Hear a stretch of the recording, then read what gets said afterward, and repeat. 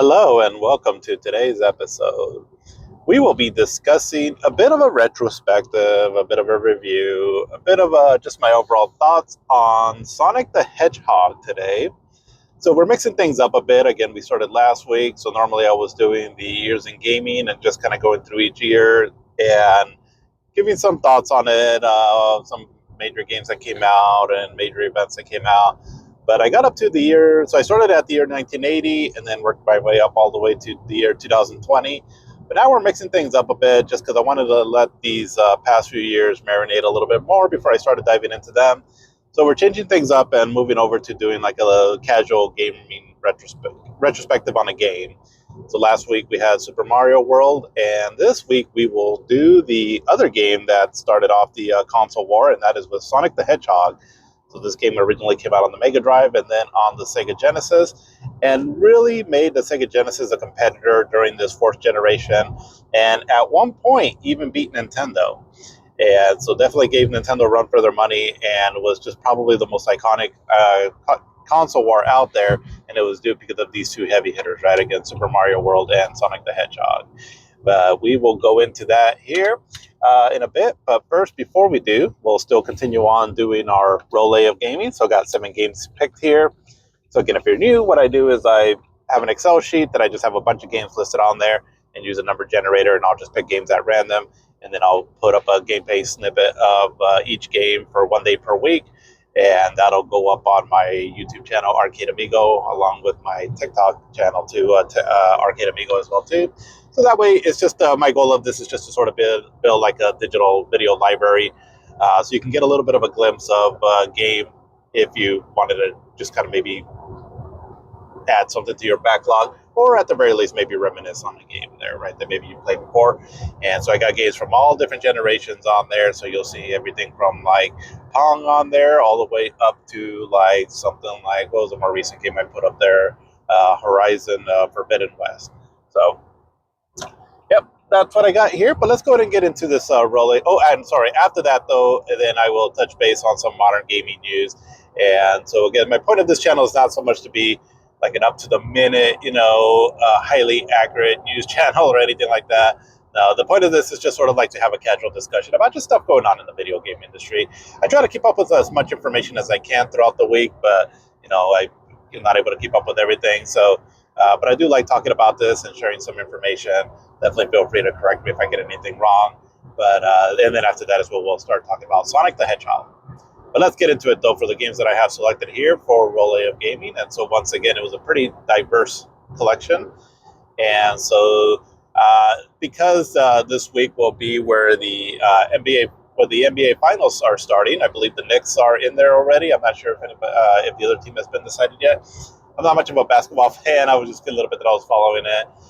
But even though I'm not much of I guess I should say that back in the 90s, I was, mainly because of Michael Jordan, and then also the Trailblazers, still was a big fan of them, too, for a stretch.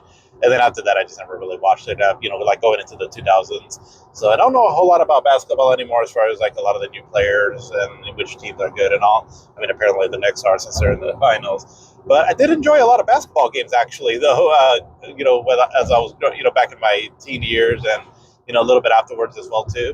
And so did want to have some games on here for, just to kind of celebrate in the NBA Finals. And so we'll go over those there. But starting off with the first one, though, is Primal Rage.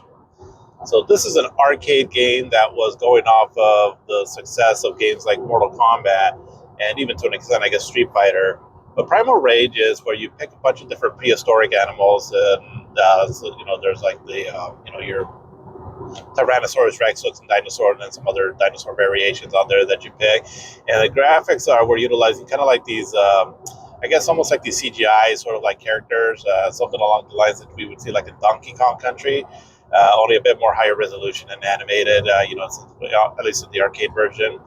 And it's also kind of like Mortal Kombat in the sense that the controls kind of feel like Mortal Kombat's, meaning it's a bit stiff, the moves are a bit limited. I believe there is fatalities in this as well too. But yeah, so you control these prehistoric monsters and just duke it out on a one-on-one. I never really played this game, and the little bit No wait, I think I did try out once like the 32X version on emulation. And a little bit that I played of it, it didn't really pull my interest much. And again, I didn't really bother up looking up the moves, and also maybe I'll get a little bit more enjoyment out of it. But it seemed to be pretty popular back in the day, at least mainly because I felt like it was cashing in on the Mortal Kombat style of game. But we'll see. I believe I can. I believe I have access to the arcade version, so that'll be probably the version that'll pop up on my channel. But yeah, Primal Rage. I mean, like I said, a little bit that I played of it back in the day, it didn't really hook my interest too much. But at the very least, it was kind of a somewhat popular game that Atari, I believe, was the one that developed this that they were doing back then, right as they were still trying to find a certain niche for themselves. This is around the time when they were coming out with the Jaguar as well too, which I don't think this game came out on the Jaguar though. They had some other shitty fighting games, but I don't think this one did though. But at the very least, the graphics are pretty nice for for its time anyway. So. But next up though is this is a hidden gem for me. I actually really enjoyed this game, and it's on the Sega Genesis, and it's called Mazin Saga Mutant Fighter.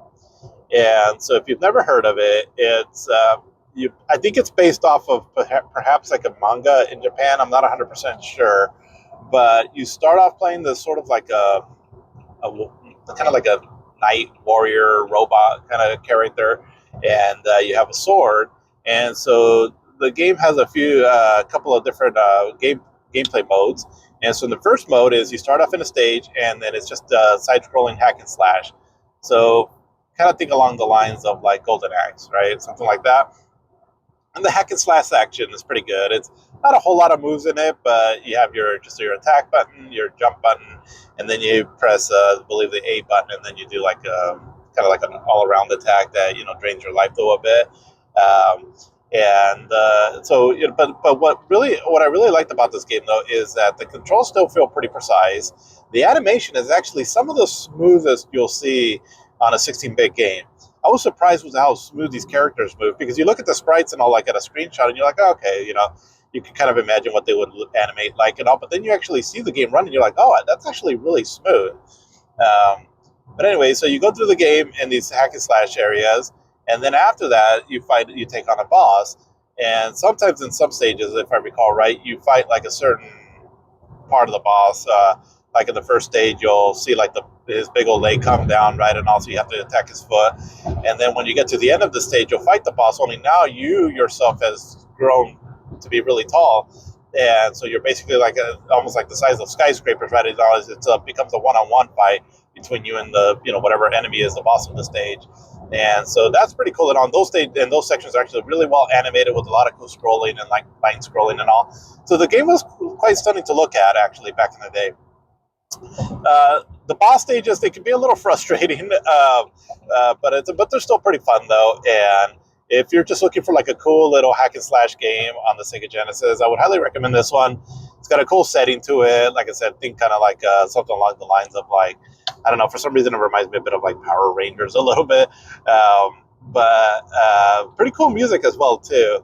And I remember this game, I mainly only played it because it was a review that we saw on GameFan back in the day.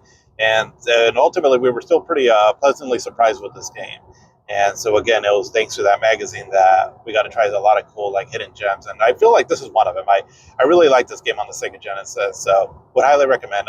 I can't think of a way to play it legitimately, so I would say probably emulation. But, yeah, if you get a chance, I would recommend this. Okay, it's called Mazin Saga Mutant Fighter. It was I forgot who the developer was, but I think I think Vic Talkie, they published it here in the States at least. But next up though is for Super Cyborg, and so this is an indie game that came out I don't know, a few years ago now, I guess already at this point, but it's heavily inspired from Contra, which is not a bad thing. And I haven't played it a whole lot, but the bit that I have, it's very colorful. Again, it's a run and gun shooter. The gameplay, some of the enemies, some of the levels, a lot of it feels like Contra. I mean, really, it's almost like it's Contra, just not in name, really. But if that sounds all appealing to you, then definitely check this one out. I can imagine it's out there for pretty cheap. I have it on the Switch, but I'm pretty sure it's available on, I would assume, most modern platforms. And yeah, it's a cool run and gun shooter. I think I've gotten up to like the second stage. I was just testing it out one day, and definitely one that I was like, okay, this is pretty cool, and one that I would want to maybe go back to at some point. But yeah, it's, really colorful graphics as well too, and has a cool pixel art style to it. And yeah, I mean, if run and gun shooters are your thing, then definitely this is one that I would highly recommend to check out. But next up is an old school classic when it comes to basketball games, and that is Lakers versus Celtics in the NBA playoffs. So this game, I believe it originally originated on PC, I believe, but this is I want to say I think it's the first basketball game that Electronic Arts developed, and eventually came out to the Sega Genesis in 1990. And this game here, for some reason, I don't know why. Well, I guess maybe this is around the start when we were starting to get into basketball, because I know we got John Madden football in 1990 because we were already into football, and so maybe we just got this game too, just like, why not another sports game? But so this was early on in the Genesis's lifetime. So this is before a lot of the big name games came out on the Sega Genesis that we would get eventually. And so maybe it was because of that I played this game so much. And but I hadn't played it in many, many years. So fairly recently, I picked up the game again to play it a bit, just to kind of refresh my memory on it. Since once I picked it on here, and the music that it has to it, like as you're playing the game, which you can turn off if it gets a little annoying, but it has so much nostalgia for me that it definitely took me back to back when I was about 10 or 11 years old. And yeah, I used to play this game so much because if I remember right, it has a playoff mode where you have to play it in the 15 minutes per period. And so that just really drags on the game, especially like in video game time when you're playing a game like this. It felt like it would go on forever. But it was so much fun, though. And you can't pick all the NBA teams. And I want to say that, no, yeah, it does have the players' names, though. But you can pick like the Bulls, the Suns, the Trailblazers, obviously the Celtics and the Lakers. And it's, I mean, by today's standards, it is a bit of a stiff game. It's the animation is a bit choppy on it. The way the screen scrolls is a bit choppy. But I don't know. Maybe it's just because I just loved this game so much as a kid that I still have a lot of nostalgia for it. So it'll be a lot of fun capturing some footage for this. And yeah, definitely. I would say, I mean, would I recommend playing it? I would say if you're, into retro games or you just want to see like the history of how, going further back on how some earlier basketball games look like, then yeah, definitely check it out. But I wouldn't go into it expecting like an amazing gameplay experience. I mean, it's not that it plays bad; it plays decent enough for its time. But they definitely improved on the formula right in later games. But Lakers versus Celtics, and I have so much love for this game just because of the nostalgia. The nostalgia hits hard on this one. But next up, though, is the GOAT of 2D Street fighting games, at least what started it back then, and that is Street Fighter 2. Now, we talked a little bit about Street Fighter 2 in one of my earlier episodes, but I didn't actually put it up on the gameplay snippet on my YouTube channel. So I'll talk a little bit about it here, and then, like I said, I'll post some gameplay on there. But Street Fighter 2, I mean, what is there to say? I mean, this game really started off a 2D fighting game revolution. Really, I mean, fighting games in general, where the first one was just all right, but the second one, though, was incredible, and it really there was a lot of things that I feel like made this game a success, and one of it was just because I think it was just the right timing, right, where people were looking for something to play in the arcades again, right, especially competitively. The gameplay is rock solid in this, at least a foundation for what it set, right, because Street Fighter games going forward, obviously they improved on a lot of things, but this one really set a strong foundation, right, for what fighting games should be. And I mean, this game was, people would try to emulate the success of this game, and to varying degrees of success for themselves, like for example like SNK fighters and all. But Street Fighter 2, though, I mean, it was monumental in what it did, and what it did for the arcade scene, what it did eventually when it came out to the home ports as well too. Competitive fighting eventually started Evo, or I don't know, actually let me back up, I don't know if it started Evo, but I know that Street Fighter games have always been a big deal with Evo, the fighting game scene. And yeah, I mean, the characters were just, some of the most iconic in video games, and that even to this day, I mean, there's been some cool new fighters in some of the more, in the Street Fighter games that followed after this, but I feel like this core of 12 fighters in this Street Fighter 2 game, right, are still some of the most highly sought after and played, and they're just an incredible roster of characters, and yeah, the controls are so precise in this, and I've already talked about it a bit before, right, in a previous episode, but yeah, just the GOAT when it comes to like 2D Street Fighting games, as far as like getting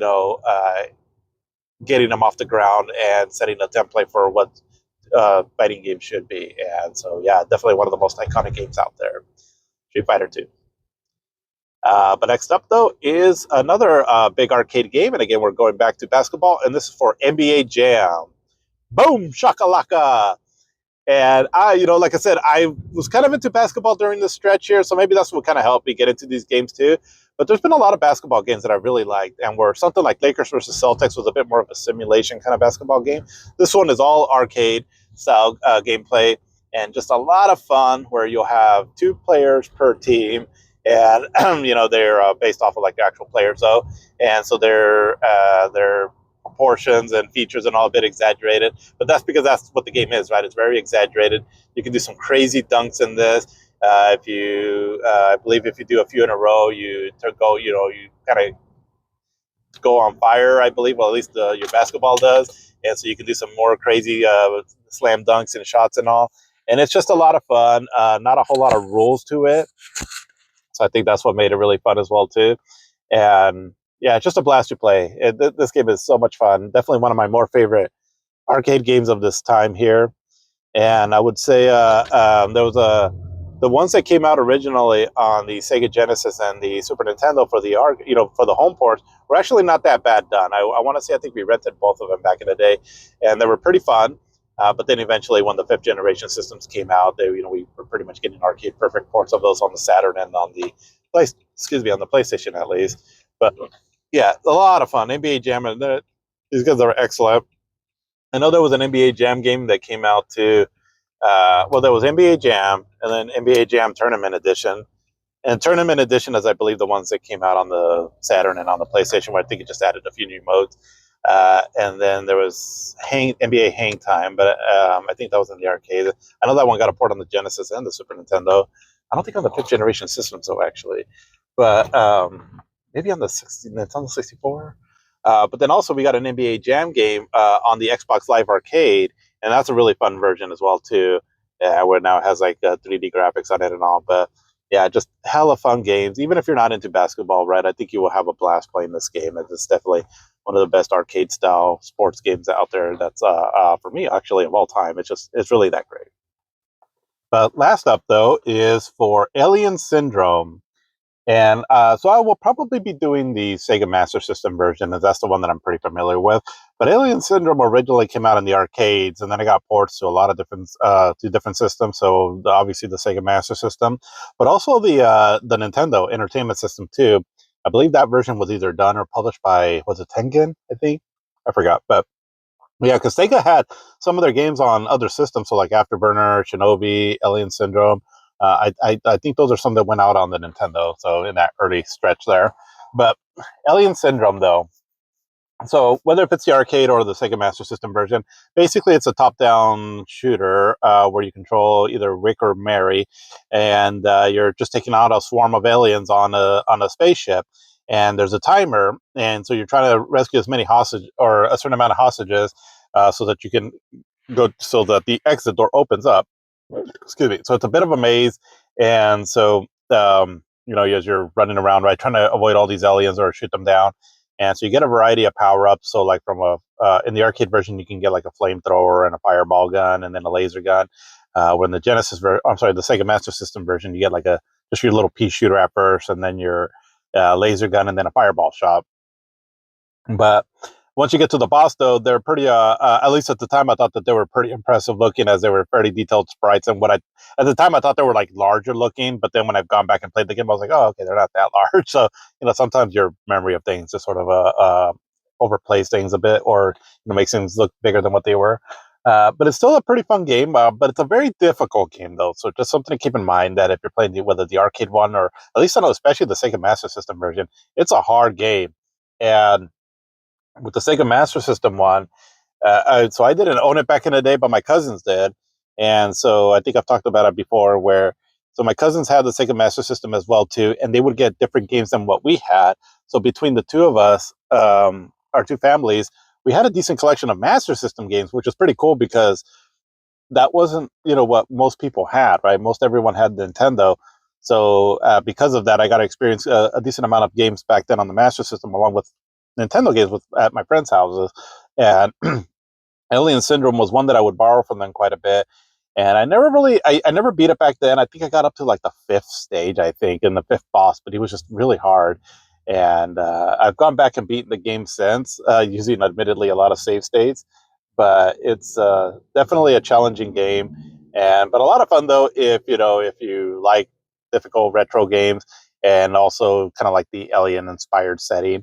It used to freak me out though sometimes because these aliens just kind of spawn out of nowhere, and sometimes if you happen to be walking right by them or and when they spawn right in your area and you die, when your character dies, they let out like a kind of like a yell that kind of scares me a little bit. They're like, "Oh," but it's kind of loud, right? And so I remember it just used to kind of scare me back in the day. But yeah, but very difficult game though, but still a lot of fun though, and probably amongst one of my more favorite Master System games. I want to say I think when I did my top 10 video on it earlier, yeah, I'm pretty sure I had it in my top 10.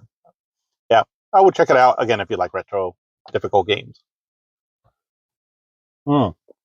But let's now get into some modern gaming stuff here. So we have some things to discuss.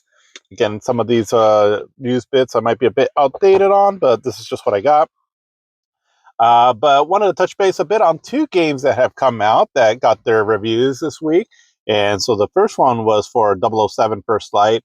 So I was curious to see how good this game would do. And for the most part, it got decent reviews. Some people were claiming it to be almost like game of the year material. Other reviewers, though, weren't quite as kind to it. So the the overall gist that I got from it, from some of the reviews I saw, is that it seems to be a really good game. Excuse me, but from what it sounds like, though, if you were thinking it's going to be more like Uncharted, caution, because it seems to be more like the Hitman series instead of Uncharted, which seems to make sense, as I believe it was the developers of the Hitman series, right, that did this game. So that makes sense. It's just that when you look at the trailers, it kind of looks like it would be kind of more like Uncharted, but so just something to keep in mind. As I think I've maybe played a demo here and there of one of the Hitman games, but I've never gotten into that series, so that's sort of a blind spot for me on in my video game playing history. Uh, but for the most part, though, I mean, it seems pretty cool. And so maybe, I'll think of what I might do nowadays, just because I'm starting to get away from games that I don't, really, that I just don't want to buy as many games. Is I think I just might just play like a walkthrough of a game, right? It's like, okay, I got an idea what the game's all about, right? Without actually having played it. I know it's not the same thing, but still, maybe that's what I might do with this one. But yeah, I mean, for the most part, it seems like it's a pretty decent quality product, right? I mean, the graphics seem amazing on it. The music, the has a lot of gameplay elements to it, and also, but again, right, that's one thing that I did see pop up a lot, right? Is that they go into it thinking that it's a Hitman game instead of like an Uncharted game, and so that if you're a little hesitant on that, then definitely check out reviews. I would say on this one. But another game that was reviewed, and this one was getting excellent reviews across the board, and that's Mina the Hollower. And so I kept seeing it everywhere, right? That they were talking about like, this is a great game. It was getting like 10 out of 10s, and I was like, what is this? And so then I started looking it up a bit, and so I remember hearing about this game actually a little while ago because it was being developed by I think Yacht Club or something like that. It's the developers basically of the indie game Shovel Knight, which was a huge hit many years back. And so it has sort of the same pixelated art style, very reminiscent of like Nintendo Entertainment System games. And it seems to be kind of like a top-down action adventure RPG kind of game. But you play like this almost like a cat-looking character. So I mean, it looks a little simplistic when you look at it, but I mean, it was getting like crazy good reviews, and so I might need to check this game out. I mean, I'm like, okay, this has my interest. Again, I don't know a whole lot about it. But other than that, like I said, it was just getting incredible reviews all across the board. So I would say that if you like indie games, like retro inspired indie games, this might be one to have on your radar if you haven't heard about it. So. But one game that I did break down and get though, because I've had this on my radar that I was going to get at some point, it's the Lego Batman Legacy of the Dark Knight. I got that on the Xbox and I played it for a little bit, and yeah, I fell in love with it immediately. I knew I would. I mean, it's Batman. I'm not crazy about like Lego games. I've played a little bit of them here and there. I mean, I like Legos in real life to an extent. They're kind of relaxing to put together and all. And my wife has got me some, and it's been pretty fun putting those together. But I can't say I'm crazy on like the Lego games. But what they were talking about this one, that it was going to take all of like a lot of Batman media, like movies and all, and kind of cram them together into one story. So we're getting everything from like the Tim Burton's Batman to like the Christopher Nolan trilogy, and even the newer Batman movie that came out with Robert Pattinson. And the little bit that I've played of it, because I had played about like half an hour, I just wanted to get a taste of what the game's all about. I immediately fell in love with it. I was like, wow, this is like it's taking like all these Batman games and somehow making it into a cohesive story that makes sense. Or I'm sorry, Batman movies. And what I liked about it too is that up to like about the half hour that I played of it, I was playing it as Bruce Wayne, and I thought that was kind of cool. And the story actually seems kind of cool, right? And again, it's taking a lot of the same dialogue from the movies, but then kind of meshing it together with I mean, there was like dialogue from like the Tim Burton Batman movies and then the Christopher Nolan movies, and sort of meshing it all in one scene. And I was like, and it strangely worked. I was like, and so like I was geeking out hardcore, and so I set it down though, because I was like, okay, I really want to get into this game. I'm still going through my playthrough of Rebirth, as again I wanted to get that game out of the way, right? Or not get out of the way. I'm loving playing that game again, and played it on the Switch actually, but or the Switch too. But I'll get into that here in a bit. Anyways, Lego Batman, it's strange as it sounds, right? Being a Lego game, I'm actually really enjoying it. The combat seems to be very reminiscent of Arkham, maybe a bit simplified, but still pretty cool. The grappling that I was doing on it was really fun too, also. So yeah, I'm gonna enjoy my time with this one, and so I would highly recommend it if you're a Batman fan. Even if you don't like Lego, I would highly recommend it as a Batman fan. Or if you're a Lego fan, but maybe not a big Batman fan, I would still recommend it for that. And or just if you want like a cool action game. I mean, it's really, at least a little bit that I played of it, I feel it's that good. But yeah, so I beat the demo of Final Fantasy VII Rebirth on the Switch too, and I gotta say, it's pretty good. I mean, it's I mean, yeah, it's 30 frames per second, obviously, and there are points where it does kind of chug a bit, but it's still a very playable version of it. Like I got to the point, where I beat the Midgar's Zolom snake thing, and that whole fight, I was like, this is cool. I mean, it's playable, right? I mean, because I was going bouncing back and forth between playing it handheld and playing it docked. And yeah, I mean, it looks fine. I mean, when I'm playing it docked, it seems to run a little bit smoother, at least to my eyes. But I still had a fun time playing it portably, and that's the whole point of this, right? Version is the joy of being able to just play it on the TV and then pop it off and then play it, like in your bed, or if you're just relaxing there, in handheld mode. So that's the big appeal of this version here, and so I did end up getting it too, also. And so I'm still doing my playthrough on the YouTube channel, and so I'm doing that one through the PlayStation 5 Pro version, because that's how I know how to record video gameplay footage that looks better instead of just putting a camera on a TV. And But I think what I'm going to do, because I was kind of bouncing back and forth on that one there, I think I'm going to do more of a story playthrough on that one, right? So I'm not going to be hitting like a lot of the major, or I'm sorry, a lot of like the side content on that version there. So it's just going to be more for the story playthrough of it. I mean, I'll have gameplay. It's just I'm not going to do a bunch of side content, because I'm also using a save file from when I've already beaten the game, right? So just, I guess, if anybody's watching it, right, and I'll just kind of go into knowing that. Um, but the Switch 2 version, I think, is the one that I'm going to play, where I'm trying to do a lot of the side content and all, because I'm just having a blast playing that game again. It is so incredible, and oh my god, I can't wait. I mean, if all goes okay, next Friday is when we may see the reveal of Part 3, right, at the Summer's Game Fest, because I believe that's when the Summer's Game Fest is. But we will talk more about that in probably the next episode. But okay, let's move on here. So Ed Boon, so he's one of the creators of the Mortal Kombat game. So it was him, Ed Boon, and John Tobias. But Ed, he tweeted out though, or X'd out, or whatever it's called nowadays, a survey basically saying, "What do you prefer for remaster?" I think he used the word remaster. Um, Mortal Kombat 9. So that's the one that was just called Mortal Kombat, right? But it was sort of like a reboot of the series that came out on the PlayStation 3 and Xbox 360. And so that one, or Shaolin Monk. And so Shaolin Monk, if you're not sure what that is, it was a game that came out on the PlayStation 2 and Xbox. I don't think it came out on the GameCube. Maybe that, but it was sort of like a beat 'em up game and was really well beloved. And I remember, I remember I did own that game back in the day on the Xbox, and I thought it was cool too. I didn't beat it, but I thought it was pretty, really well played. So yeah, I mean, the last I saw, Shaolin Monk had a slight edge over the Mortal Kombat 9. Um, but I could be wrong, but I think he said, which would you like to see remastered first? Is that what he said? So if he did, then that's kind of alluding like maybe we'll get them both, at some point, right? So here's hoping. Those are two really kick-ass Mortal Kombat games. Mortal Kombat 9 is still probably my favorite Mortal Kombat game. I just absolutely love that game. And then the Shaolin Monks, that's an excellent beat 'em up game. So yeah, bring them on. I'm all for both of them, right? So that's pretty cool.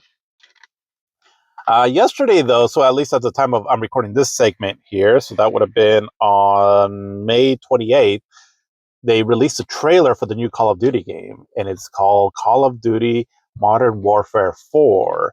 And the trailer that they showed, it looks pretty cool. I mean, cool set pieces and all right, which is pretty standard for Call of Duty games, but it looked pretty cool overall. There were some kind of big things though on this that I think was, at least for me personally, was getting me pretty excited. Right. Um, the campaign mode is single player, co-op free.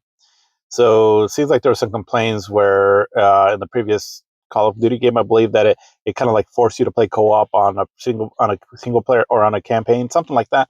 Um, and also it looks like they're putting a lot of emphasis on the Switch 2 version. So this is the first time that a Call of Duty game has come out on a Nintendo Switch system. Because the last one that came out prior to this was Call of Duty Ghosts on the Wii U, going back, what that would have been 2012. Yeah, 2012. So yeah, that's kind of a big deal. For Nintendo owners, right? I wonder how big that size file is going to be, though. But that's cool, though, right? And I mean, the trailer that they showed is pretty cool. I'm glad that they're putting a focus back on single player. Again, I know that Call of Duty is more popular in multiplayer, but I'm just kind of more of a single player kind of guy. So that actually has me kind of excited about it. And the trailer looks pretty cool. It's Modern Warfare. Looks like it takes place a lot in Korea. And so, yeah, I'm kind of excited about this one. Actually, at least the trailer that they showed, I was like, all right. I mean, it's cool that the Switch 2 is getting it, but I'll probably still get this one. I'll likely get it on the Xbox just because I just prefer that controller when it comes to like first-person shooters. Um, but yeah, so pretty cool stuff there. But another pretty cool thing, though, is also, so we talked a little about a few episodes back where The Witcher 3 was going to be getting some kind of a DLC or expansion. And, well, sure enough, the rumors were true. There is, let me see, I think I saved something on this. Did I? Oh, excuse me. I'm drinking a soda over here, and I'm going to sound wrong, but I'm getting a little gassy. um, but yeah, it's here. I'm gonna try to look it up here. I thought I said something on it, but I didn't. But let's see. But yeah, it's getting an expansion, and they're supposed to talk about it. I think, was it today? I think maybe today is what. So I will try to watch some stuff on it, and then report back. I'll see if I can recall to report back on this. But basically, yeah. So it's a third expansion. So it's called Songs of the Past. It's set to release in 2027, and so it seems to be some kind of another standalone adventure. With Geralt of Rivia, Geralt of Rivia. Um, and so yeah, and so from what it sounds like is that it could sort of like connect this one and The Witcher 4 is so probably why I'm thinking that they're doing this. So that's cool. I mean, that's incredible. I don't know if that's ever really been done before, as far as like for a single player game. That, I mean, because Witcher 3 came out in 2015, and so what? It's been 11 years now. So by the time it comes out, so it would have been 12 years from when The Witcher 3 came out, that it got like like an expansion, a story driven expansion of some sort. And I don't know if that's ever been done before. At least not like a AAA game like this. So that's cool. I'm really excited for that. Gives me a new excuse to try to jump into that game again, as The Witcher 3 is within my top 10 favorite games of all time. It's just incredible. But another news that came out, though, is that looks like we we've been dealing with Unreal Engine 5 and some issues that engine has been having, but looks like we're getting a look at Unreal Engine 6 now. So this is an article here from Engadget, Engadget, Engadget.com. And so I'll just kind of read here from their article. So this is by Jackson Chen. Looks like dated on the 25th of May of 2026. So Epic Game reveals the first look at Unreal Engine 6 with a Rocket League makeover. So Rocket League is that game where you're like cars and you're in a soccer arena bouncing this big ass ball around, basically playing soccer with cars. But Rocket League is getting a new engine and it's not for cars. During the Rocket League Paris Major, Epic Games debuted a short teaser trailer for a redesigned Rocket League. More importantly, the gameplay footage was made with Unreal Engine 6. Surprisingly, Epic Games didn't go with Fortnite to show off a first look at its next-gen game engine, but it's still the first footage the company showed any in-game footage built with Unreal Engine 6. Notably, all the gameplay shown was captured real-time in-game, according to the trailer. Epic Games didn't specify what upgrades Unreal Engine 6 would bring to Rocket League, but we can see some cosmetic upgrades like the improved reflection on the cars, which look more detailed. There's still not much information out about Unreal Engine 6, but the company CEO, Tim Sweeney, previously indicated that the team is working on transitioning to the latest version. For Rocket League, the jump to Unreal Engine 6 is a big leap considering it still runs on the third version of Epic Games' game engine. But we don't have a release timeline for Unreal Engine 6 yet, and it's been more than 4 years since Unreal Engine 5 came out. I got it's already been 4 years for that. So, yeah, that's uh, that's pretty cool. I mean, I guess, right? I guess ultimately, whatever engine gets released, I would say as long as it's makes games easier to program for, that gives the developers, just more ease in developing the games, and if it can be more cost efficient, which I don't think that would be the case with this one, but that would be my hope for these engines. But I guess hopefully we'll hear more information on it as it gets used for other games down the road. All right, continuing on though here with the next story. So this blew up, and this is crazy. Um, so I'm sure if you've been, I mean, most of the video game news that is coming out there, right, when you're looking at video game news, is the cost of video games nowadays, right? And Nintendo recently rose their prices to $500. Well, it'll be going up to $500 in September. Xbox has risen their prices earlier, and although they did lower the price to Game Pass, which is pretty cool, but their consoles are still kind of expensive. And then the PlayStation 5 recently released, raised their prices too on their consoles, and then also with the PlayStation Plus, right? So everything's going up, right? So, and then we still have the Steam machine, right? That was announced towards the end of last year, and we still haven't had a release date or a price window for that one there. But if everything that's been coming out and all is, if that's something to go off on, and it certainly seems like we should be, uh, it's going to get expensive going forward. Um, the Project Helix, whatever PlayStation 6 and supposedly its handheld is going to be, and then the Steam machine also, right? Because Steam, this is crazy. So they just out of nowhere, they announced a price increase for the Steam Deck. Now, I love the Steam Deck. I think it's a pretty cool little device. I got it shortly after launch. And so I got like the 256 gigabyte version, so the middle tier one. And so I forgot what I paid for it and all, but given what it does and all, I felt it was a pretty budget friendly device. But so the Steam Deck, right? Well, I should say the Steam Deck OLED, right? The one that's out now. I only have the original Steam Deck, but it got a huge bump up in price. Um, and it's crazy. I don't think I've ever seen something like this. No, we haven't. I really don't think we have. But let me see. I think I saved something on this. So the Steam Deck OLED, so the one that does have the nicer screen on it. It used to be the 512 gigabyte model cost $549. Now it's at $789. The 1 terabyte Steam Deck OLED cost $649 before. Now it is $949. So for the original, or for I'm sorry, for the 512 gigabyte model, it was a price increase of $240, and for the 1 terabyte model, it was an increase of $300 fucking dollars. That is that's insane. That's crazy. Um, and it was an official announcement that they made, so it's legitimate. And also, the tweet that I saw on this, apparently someone that follows this stuff, Wario something I think is his name, but he also made a thing on there that they're also still out of stock. So it's like we're going to increase the price of it, but if you are able to get it because we're out of stock right now, good luck. But yeah, but you're going to be paying if you want like the 1 terabyte one, $300 more. So at $949, that's more expensive than the PlayStation 5 Pro, I believe. So I did save this just to kind of go over some prices, right? For like, so kind of where we're at, right, with the video game. And again, these are American dollars.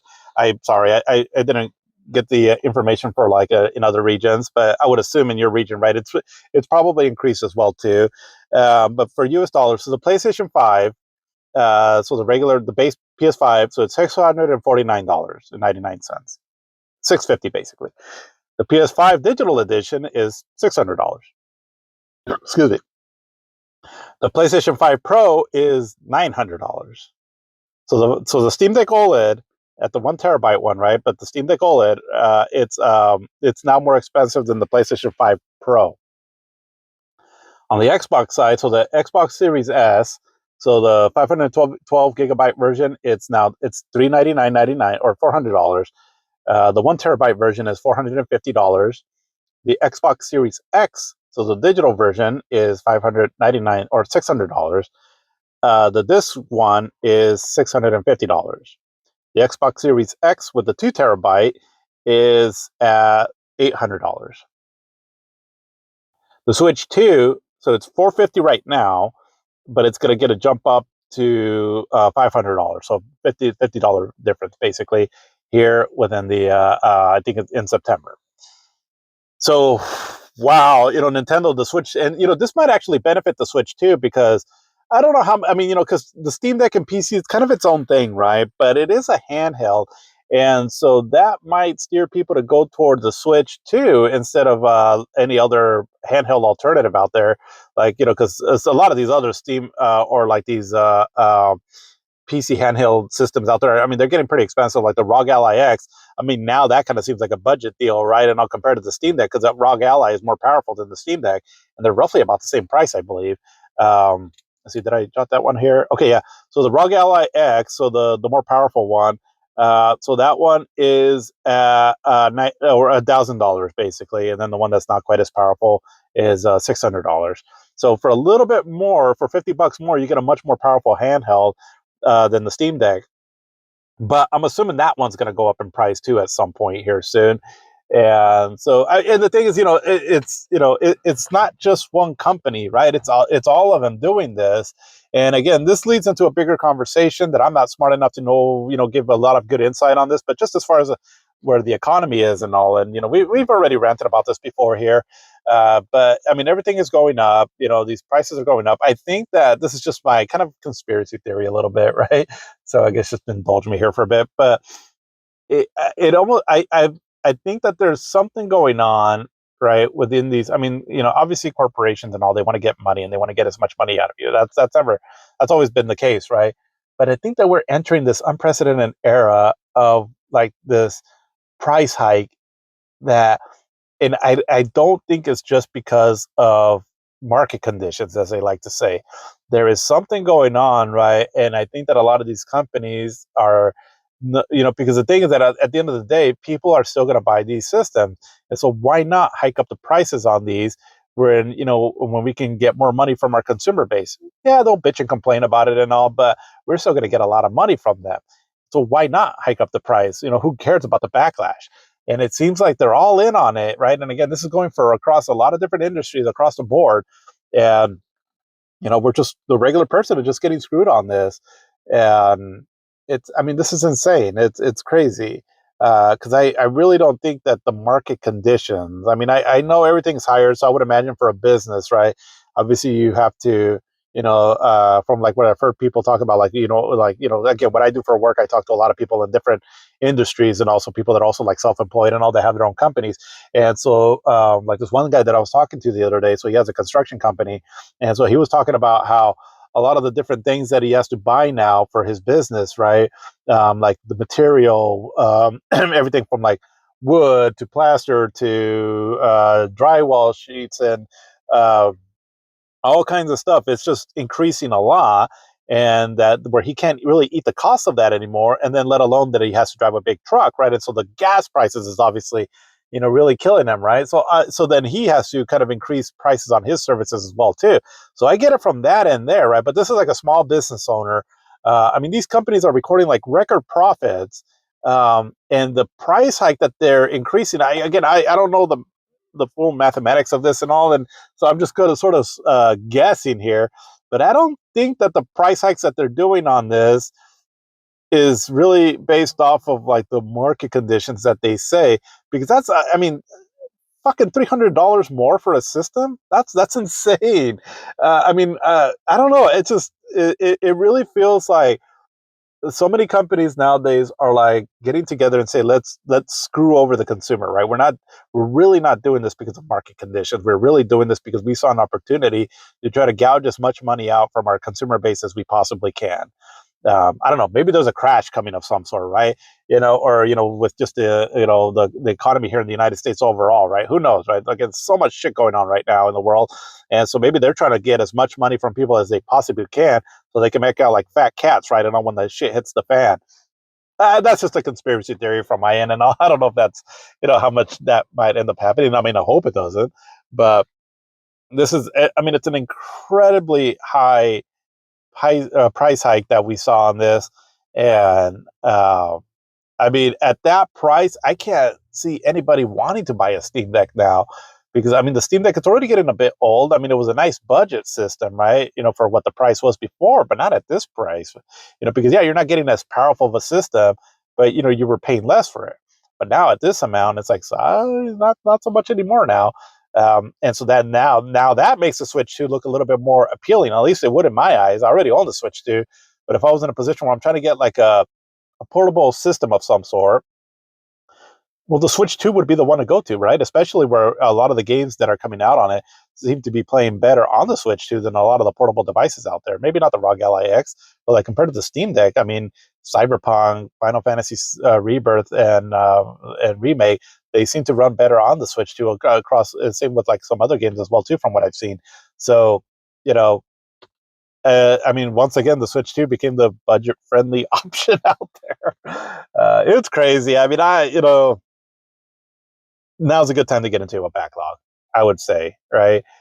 Because if you're trying to keep up with like modern gaming nowadays, it's just horribly expensive, and I hate that, right? Because I know that a lot of times, a lot of us use, games to sort of, um, to sort of as an escape for a bit, right, from all this craziness and all. And now it's just so damn expensive that it's hard to get into this stuff. And the thing, because there's a lot of cool games coming out, there's a lot of cool stuff. This year's been particularly pretty good, but holy hell, it's it's asking a lot, right? And it's seeming like it's almost like they want to put video games just for the people that are really well off and all. And I hate that, because video games should have always been, or just for that pretty much anyone can get into it, right? At least to an extent.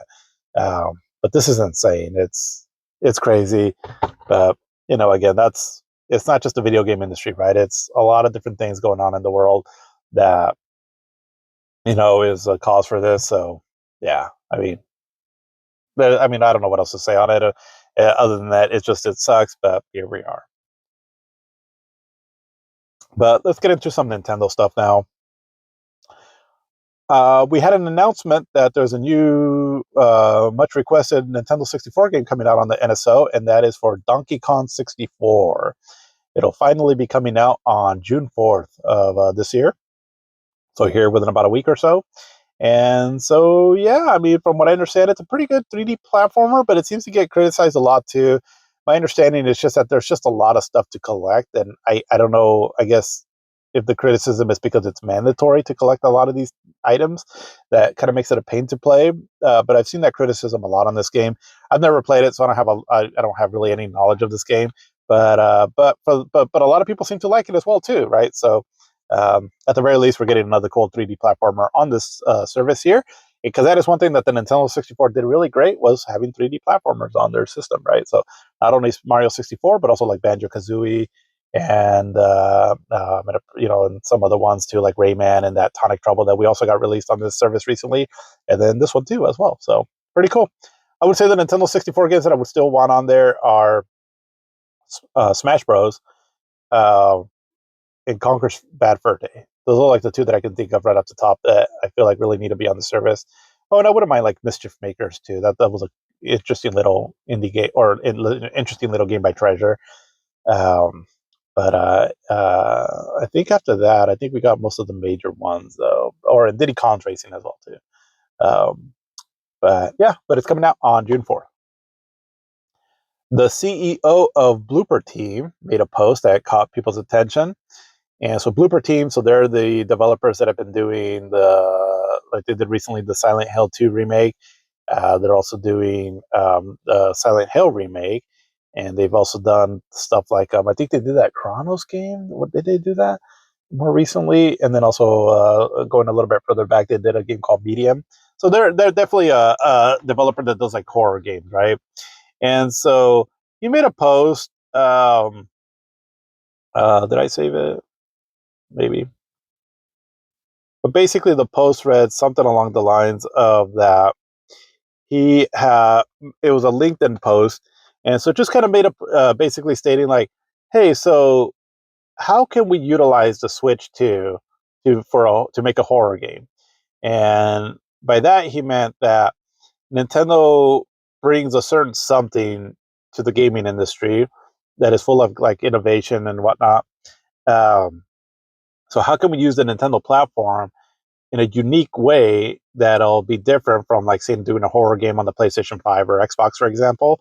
But as far as like the uniqueness of gameplay styles that the system can provide, or like Nintendo games can sometimes do, but still keeping a very mature horror uh, rated experience, right?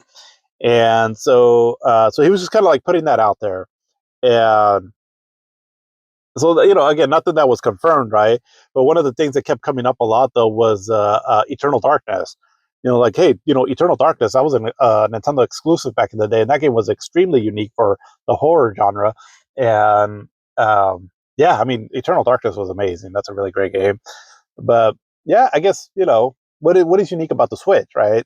Well, the hybrid nature of it. I don't know how they could do like some kind of a gameplay element off of that. I don't know, but it looks like they're interested in doing something for the Switch too. So that'll be interesting, right? And something to keep an eye on. Again, not that he was working on a specific game or anything. He was just sort of throwing that out there, from what I understand, and trying to get a feel for what people would like to see as a horror game on the Switch too. So that's kind of cool. Um, And another thing too, also here, so Nintendo is hoping to sell more systems than expected. Yeah, so let's see. I think I said something on this here. But let's see. So the Nintendo seeks to top conservative Switch forecast by about 20%. Nintendo company has asked partners and suppliers to assemble about 20 million Switch 2 consoles in the year through March, roughly 20% more than the public sales outlook it issued earlier this month. The company has made a habit of issuing conservative forecasts at the start of of a fiscal year and then outperforming them. And the current schedule suggests confidence in its ability to stoke Switch 2 sales with its upcoming games lineup. Nintendo spokesperson did not respond to a request for a comment on the production volume plan, which is not final and may be revised depending on demand. So it sort of sounds like they're pretty confident in their lineup coming up, right? They're like, yeah, we'll be able to sell that much. Let's go ahead and make some more Switch 2s out there. What's in the lineup for later on this year, or coming year within a year or two? I mean, the Switch 2 right now, I think it's at a position right where it can really take off, because again, the increase of again, they're two different markets, but I still feel that that could appeal to more people to go towards the Switch too, right? With the recent crazy price hike of the Steam Deck. As long as the Switch 2 can maintain the price of 500, right, not go up further than that, then it can put itself in a position where it's like, I know it's kind of weird to say this about Nintendo, but it's kind of consumer friendly. And especially because they seem to be steering in a direction where the digital games will cost a little bit less than the physical games. So that's a bit of a consumer friendly move as well too. And so as long as they can maintain that, right, that might work in their benefit. And we're getting Star Fox coming out soon. We're getting that Fire Emblem coming out soon. But those aren't. But the third party support on the system is doing really great. I mean, like I said, I'm having a hell of a time with Rebirth and Remake, right? And I think a lot of like casual people will find it a perfectly playable version on that game. Final Fantasy VII Rebirth, I think it'll bump up some sales. Um, Call of Duty, that was a big deal, right? So that's going to bump up some sales. I don't know if they'll get Grand Theft Auto 6, right? I mean, but if the Switch 2 can get a version of Grand Theft Auto 6, that might give it a big push as well too. But I don't know though. I don't know about that one. But if they announce again this Legend of Zelda remake, Ocarina of Time remake, and then if they get a Mario announcement out there, right? You got to get that Mario announcement out here at some point soon, even if it's coming out next year. Well, I mean, I don't know actually if they need to announce it or not, but if it gets a good Mario game, right, like a really solid Mario game here within, fairly soon, right? Again, it's not going to be until 2027 at the earliest, but I think that'll put the Switch 2 in a position where it can really take off, right? And so we'll see, or maybe they got some other stuff up their sleeves, right? But apparently they seem pretty confident to say like, hey, let's go ahead and make some extra Switch 2s, more than what they had forecasted. So that'll be interesting. That'll be interesting and see what ends up happening. But let's hop over to Xbox though. And the only thing I really got for Xbox now, this is just a rumor. It's a reportedly, right? So nothing to set in stone on this, but I thought this was just interesting, right? To at least entertain, the thought of this. But Xbox is reportedly working on a disc to digital program codename position. So this is on trueachievements.com. But codename Positron.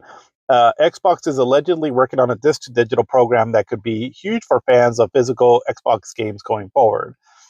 Um, Along with the rumored new Game Pass tiers for China, a new report from Windows Central's Jess Cordon suggests that a disc-to-digital program supposedly been uncovered in the latest Xbox Insider build. Codename Positron, from what we can tell, could be some form of disc-to-digital entitlement program, the report reads. The details are incredibly scant right now, and investigations are ongoing. It might not be exactly as it seems right now from the details we've received, so take this with a huge pinch of salt and a healthy dose of speculation for now. But while discussing the upcoming Project Helix, Microsoft's next Xbox, Corden reveals that hints he's received point to it being a fully digital system. Considering physical games only make up a small portion of sales on Xbox consoles, it's not hard to imagine an all-digital next-gen Xbox. A disc-to-digital program would be great for great way for existing disc-based users to get in their games onto the Project Helix when it releases. However, this will all work. How this will all work remains unclear, especially if the console doesn't have a disk drive. So exactly how this will work wholly remains to be seen. I presume Microsoft would need somehow to render the license on the disk defunct remotely after conversion, the report states.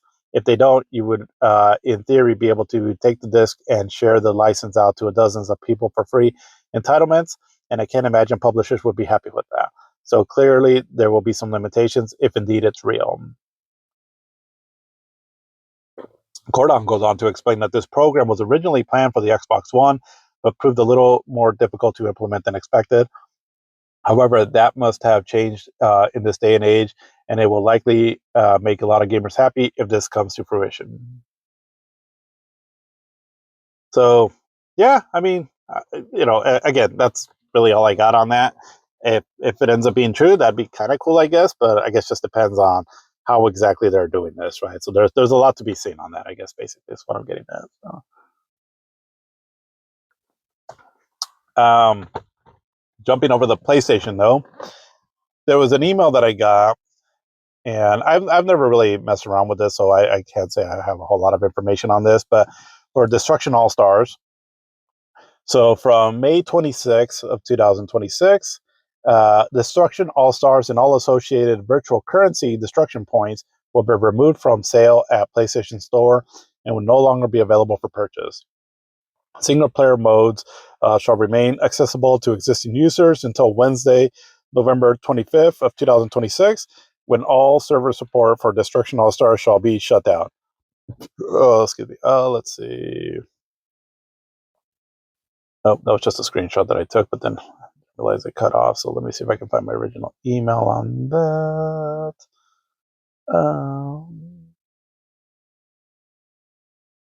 my God, did I delete it? Good job, bro. Okay, well, yeah, but basically it looks like it's going away, right? So just something to keep in mind, I guess, if you use that. I never really messed around with it, so I can't say I have a whole lot more information other than that there, but just FYI on that. But something else, though, that a report that came out, so again, this is just all speculation, but it seems, though, that they're talking about how the PlayStation 6 can work as far as with trying to minimize loading, but not only that, have some options on there um, to keep you engaged, basically. Um, so again, this is just a patent that was revealed, right, for the PlayStation 6. Uh, so basically, in a recent disclosure of a Sony patent has unveiled some advanced AI-enabled picture-in-picture functionalities in PlayStation 6 consoles, which could potentially change your experience on loading screen while matchmaking. So long story short of this, looks like this is kind of a long article, so I'm not going to go over all that there. But long story short, I mean, loading screens are almost non-existent nowadays, but I guess on online games, maybe that's a different thing. Again, I don't mess around with online too much. But it looks like the whole point of this, though, is that while you're waiting for something, right, like matchmaking or, a loading screen of some sort, that it's going to use some kind of like a AI of some sort that basically it's going to feed you some kind of like short form content. So like, let's say you're like yesterday, I was actually just kind of messing around a bit, and I was trying to load up an online a fight on the Virtual Fighter 5 Revo on the Xbox, and so I selected to search for a match, and so I'm just there waiting and waiting, and it ultimately never connected me to a match. And but like let's say during that time that I'm waiting there, basically it would be showing me like some kind of a short form content of some sort that is based off of maybe my likes, right, of wherever it's getting my information from. And so instead of like, my thought is that instead of like looking over on my phone, that is showing me on the screen there, trying to keep me engaged on the screen instead of looking over at my phone and then getting distracted and then eventually maybe putting off the game, right? So they're really like, we've already talked about this before on how short form content is really trying to steer people away from really anything. And so then, like a lot of different industries, like even the movie industry, right? But a lot of different industries are sort of like trying to find ways to keep people engaged onto their product. And so this is what they're looking on doing right here with the PlayStation 6, which I mean, I think it's kind of funny that our fucking attention span is that short that we need to be engaged in something the whole time. And I'm guilty of that too. Like I said, don't get me wrong, I'm guilty of that. There's several times where, like, oh, a cutscene, oh, let me look at my phone. And I'm like, what the fuck am I doing? I was like, I'm missing out on like character development or, something like that. But there I am looking at stupid shit on my phone. And so I don't know.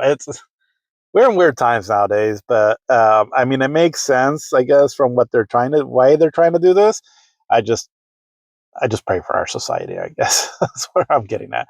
Old man yelling at the clouds. Um,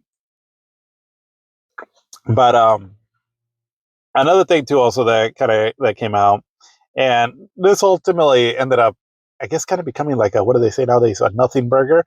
But there was a lot of stories that were popping up, right, showing that Sony is upset at Naughty Dog due to some internal pressure because of their lack of output during this generation. And that was according to Jason Schreier. So he's like a popular journalist of some sort. So that's the first part of the story that came out, right? And so let's see. I think I saw something on this here. So Naughty Dog faces internal pressure from Sony over slow games production, says Jason Schreier. Comments on Sony reportedly being upset with Naughty Dog game production released this generation and the big budget for Intergalactic. And so this is a quote from him. So, they definitely have an issue with that. All right. So that was a quote. So that kind of blew up, right? And people were like, oh shit, Naughty Dog is, they're under hot waters, this game better deliver. They better get it out fast. Otherwise, they're gonna get all canned or, and all. Um, but then he came back with a rebuttal on this. But it wouldn't. So basically, so quote. So it wouldn't need any clarification if people would stop just posting my replies out of context with wildly misleading tweets and headlines. I reported that Sony hasn't greenlit Destiny 3 because of the cost. Sometimes someone said something about Sony having an issue with Destiny 3's cost, but not Naughty Dog's cost. I said, of course they had an issue with Naughty Dog's cost, and somehow that was misinterpreted by wide swaths of the internet to mean that Sony is angry at Naughty Dog. Absurd. So again, right? It's like, okay, so it was just it's something that he said that was really blown up, and so kind of made it seem like Sony is like, like, oh shit, Naughty Dog, you better deliver. But then he said it was like that was taken out of context. But I'm reading that quote, I was like, well, it kind of seems like that's the case. But at the end, like I said, at the end of the day, it kind of turned into nothing really. I mean, I would assume that um, Naughty Dog probably has some pressure on them because they haven't really done much this generation. Last generation and the eighth generation, they had what? Uncharted 4 and then The Last of Us Part 2, but that was really it, right? And then, well, the remake of Last of Us, but that's really it, though. Uh, this generation, they've had what? Well, the canceled Last of Us multiplayer game, um, The Last of Us Part 1 and Part 2 remastered, you know, but nothing new, right? And then this intergalactic game that's coming out that doesn't seem to have a whole lot of hype behind it. So, I mean, I wouldn't doubt there was some kind of a pressure against the company. I wouldn't doubt that at all, actually. But whether how much of that is true or not, we don't know yet, right? I mean, it's maybe there is, maybe there isn't. Well, for whatever reason he said that the way he said it, again, you can take it either way, right? Whether however he meant it and whatever he's saying on it. So again, that's what I'm saying, right? It kind of turned into nothing. But I'm mainly reporting on this and all just to kind of make note, though, right? That, but in reality, though, there seems to be an issue with a lot of the Sony first party publishers that they've had or developers is that they really haven't been outputting a whole lot, right? I mean, outside of like Insomnia games and Housemark, but like Sucker Punch, I mean, they did have Ghost of Yote, right? Which is not bad. I mean, from a little bit that I played of it, it's not bad. But Santa Monica Studios, I mean, they had Ragnarok, God of War Ragnarok. Supposedly they're showing something here, I would assumedly next week, but not a whole lot either, right? And then Naughty Dog, right, which is one of their crowning jewels, they really haven't done anything, So however you want to take that quote that he said, it's still pretty much a fact, though, that the first party output on the PlayStation 5 in this generation has truly been a bit lackluster. Again, not that some companies haven't been trying. And again, a lot of this could be just, what we've talked about before, the production of game costs, development time and all that fun stuff. But it is unfortunate because the legacy of the PlayStation 5, I think, in the eyes of many in the years to come, will be looked down upon, right? That it was one of the weaker PlayStation eras, as a lot of the heavy hitters that they had for developers just really haven't really been doing much, right? And Naughty Dog is sort of at the forefront of that. I mean, they were the guys behind like Crash Bandicoot, Jack and Daxter, the Uncharted series, right? And then The Last of Us. I mean, those are incredible games that really defined the PlayStation generations when they came out. But in this generation, well, not much, and then you got this intergalactic game, which like I said, I don't know, maybe they'll surprise us with that game, but I don't really have any hype for it. And, I guess I just mainly brought the story up for that, right? Just to sort of reflect on, how bit of a lackluster generation it's been for Sony. As far as from what we've been used to them before, right, from their first party output, but and it's not that there hasn't been good games, because there has been. It's just, we were so used to like a lot of good stuff before, right? And we were, as the kids say nowadays, we were eating good. But this generation, again, outside of Insomnia games, it's been a little lackluster, though. But But anyways, like I said, however you want to take that tweet, that said it ended up turning into again a nothing burger. I just like saying that. I think it's kind of funny. A nothing burger. Quick little addition here to this modern news segment. I just saw something here as I was about to record this next part, but looks like so this is for Xbox news. So Fable got delayed until sometime in 2027. I didn't see like if there was a specific date in 2027, but it's not coming out this year. I almost forgot that it was supposedly coming out this year. I don't have much of an interest in this game, but I know that it's for people with Xboxes. It's one of the few games that I don't think it was going to be exclusive to the Xbox, but that it felt like an Xbox game, and it's being delayed. And so, speaking of that, there was a memo that had come out that Asha had sent out to her team, and then somebody got a hold of it somehow. But basically, going over where Xbox is at, and so the gist of it that I got from the little bit that I watched the video on it, it sounds like Xbox might not be doing too well. Obviously, right? I mean, we've already been talking a lot about this, but it seems like they're really struggling out there, and more so than probably we initially thought. And so, yeah, I mean, there's and again, right, any changes that they're doing there, with now that Asha's there, it could take a while until we see any kind of benefit from it. But from what it sounds like, they're still losing a lot of subscribers. Um, or maybe not subscribers, but ultimately the money that they're seeing from Game Pass is still not good. And kind of the bottom line from what it sounds like is that they just need to sell more games. And that's been a bit of a hard stretch already, right? And so, I mean, if it was any other company, they would have probably been, already gone. But because it's Microsoft, they're able to probably weather the storm on this. But I'm still surprised, though, right, that they're still keeping Xbox around. I almost would have thought that they would have gotten rid of it just because of how much money they've lost. And I mean, at some point, it's like, okay, yes, we can continue taking the hit, but for how much longer, right? How much longer does it keep making sense? And so for right now, it looks like they're still giving it another shot, but um, yeah, it looks like we're still not doing good at Xbox. I would think that it might be, I don't know, maybe a year or so until we maybe start seeing any kind of a benefits to some of the changes that are being made. But we'll see.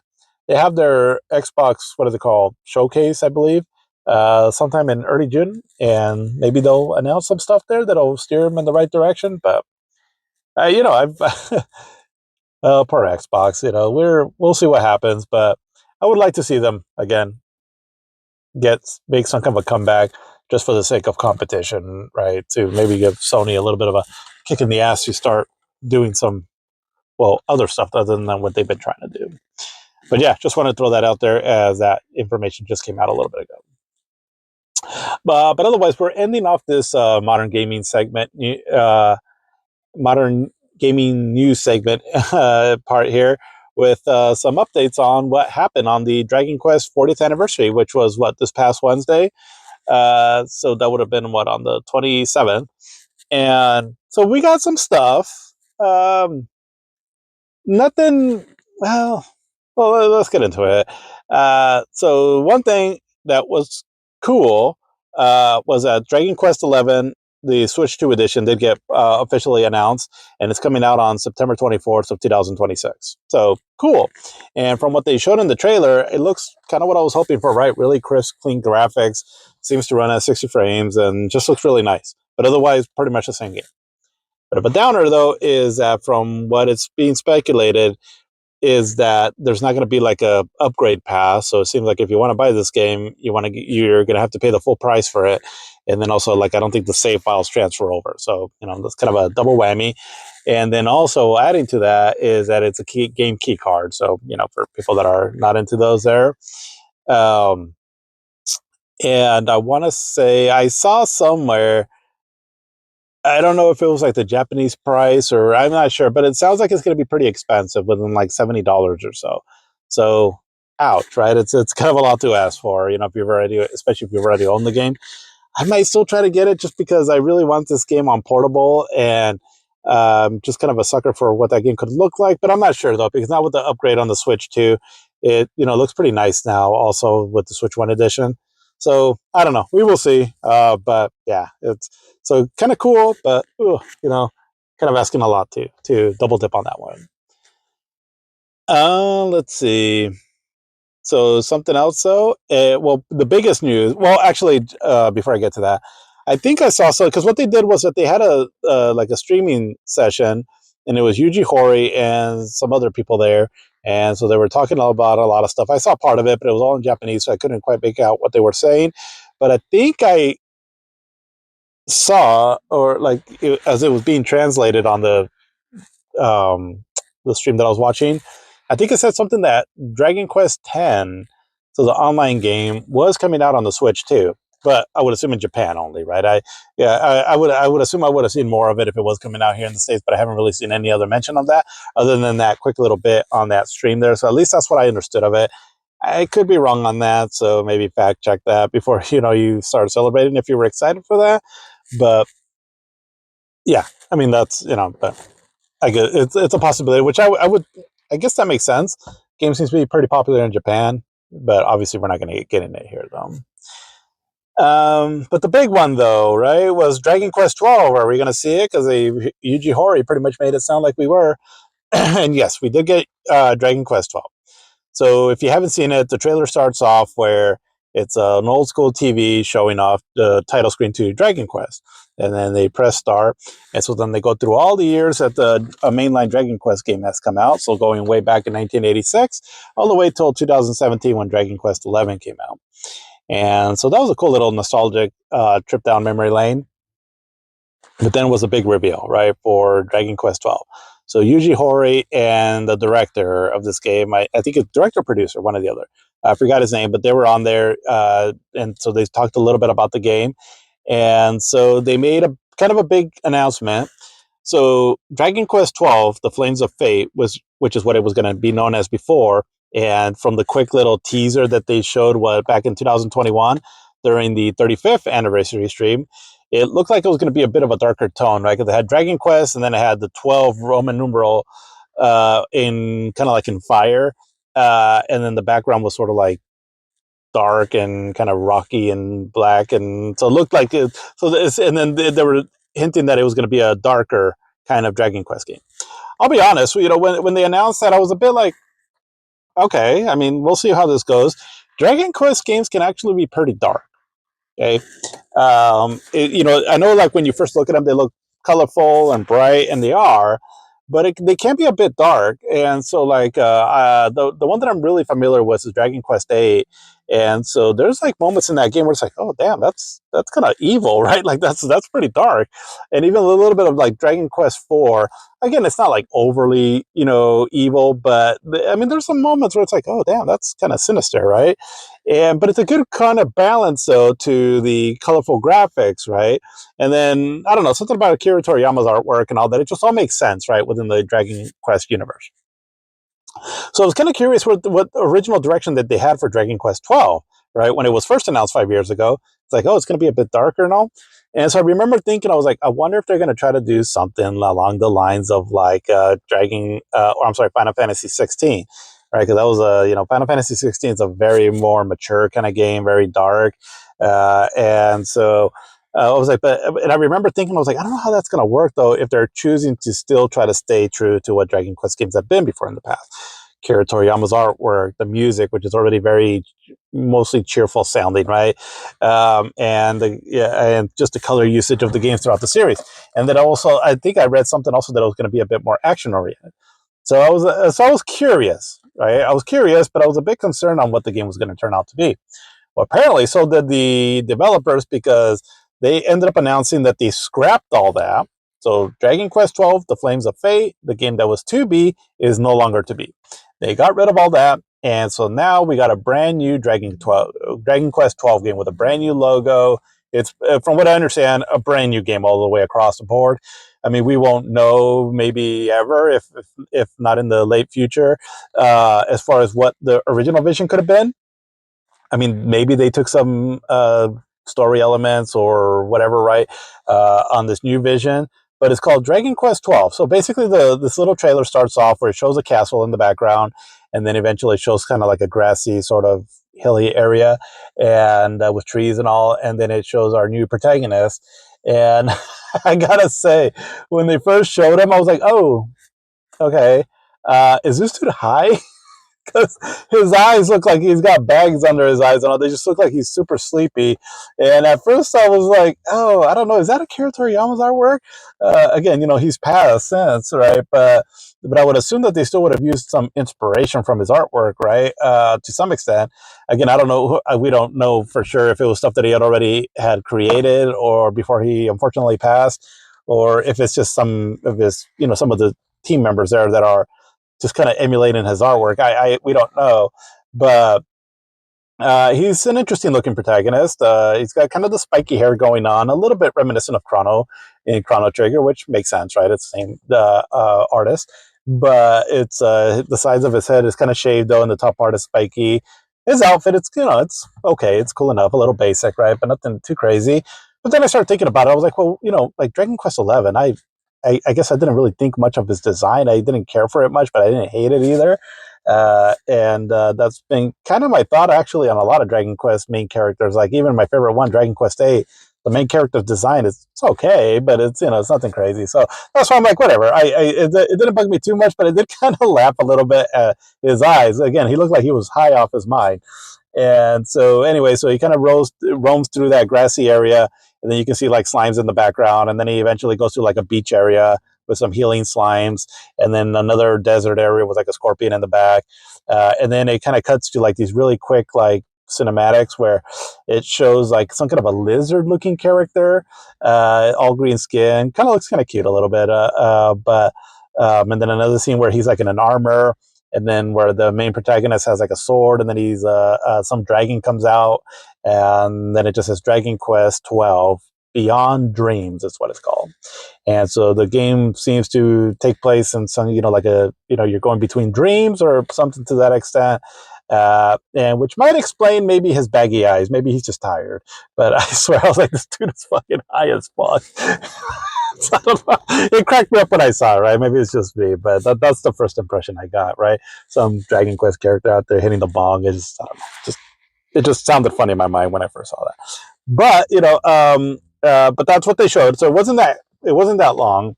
A lot of speculation, right, that you can make about this trailer. I'm almost getting the feeling is that lizard character. Is it like I don't know, like is it like another version of you? If they're talking about, because they said that it has to do something with dreams and all, and so like maybe almost like an alternate universe.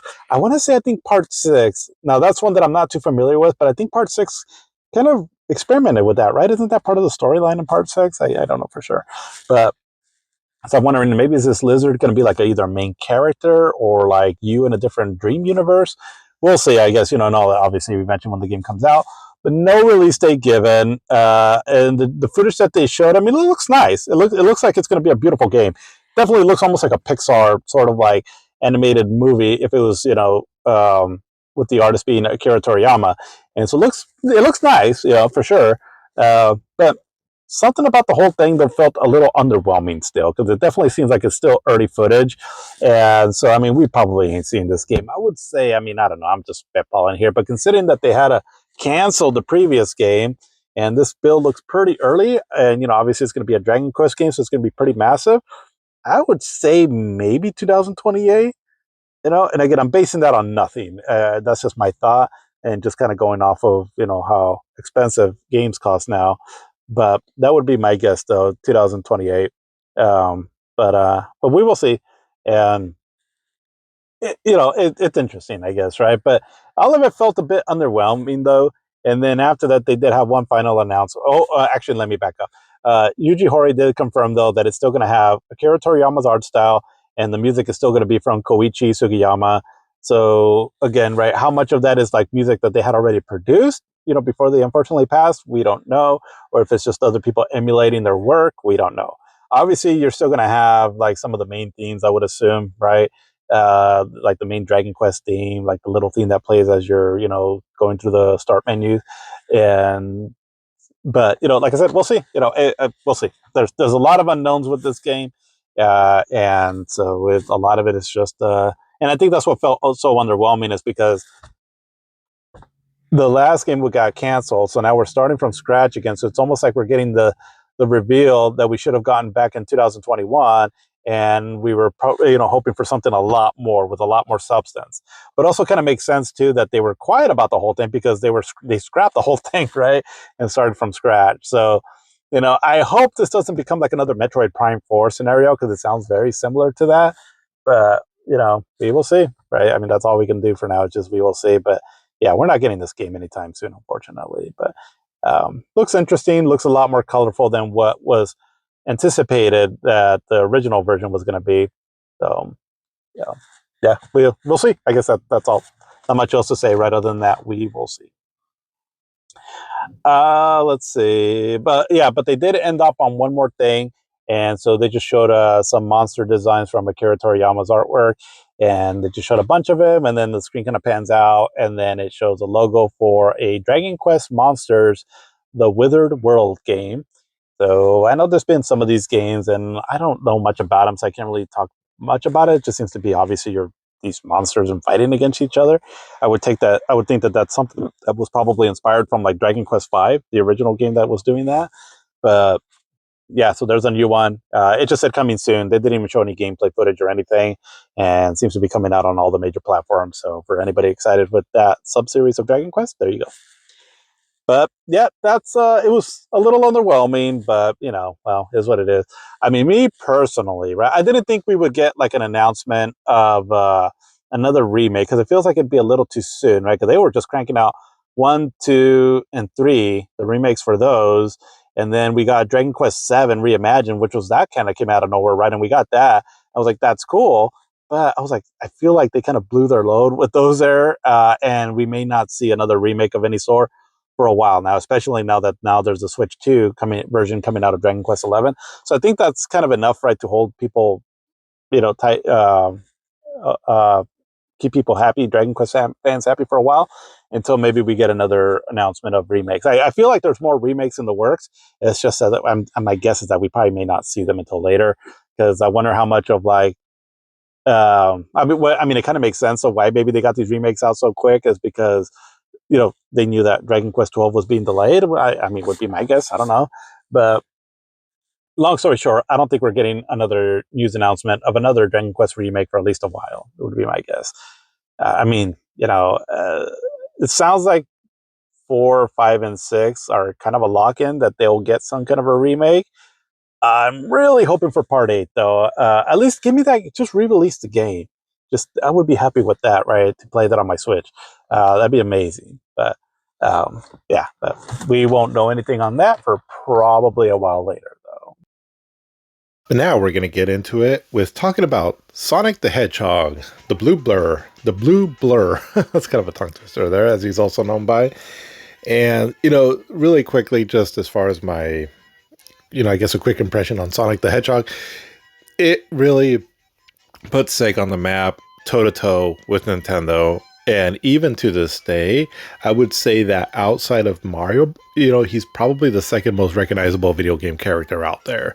I'm just kind of going off of a feel that I have on that. I don't know if I have actually any data on it, but I guess I'm saying that because even to this day, right? So Sonic the Hedgehog and Super Mario World came out here in the United States again, right? 1991. Right, and Super Mario World came out the year before in Japan, but 1991 basically right here in the States, and it was a big, that console war whole thing, right? That was a big deal. Sonic the Hedgehog was what really helped Sega Genesis, right, be on par with the Super Nintendo, at least for a period of time. And to this day, right, flash forward, let's see, 10, 11, 12,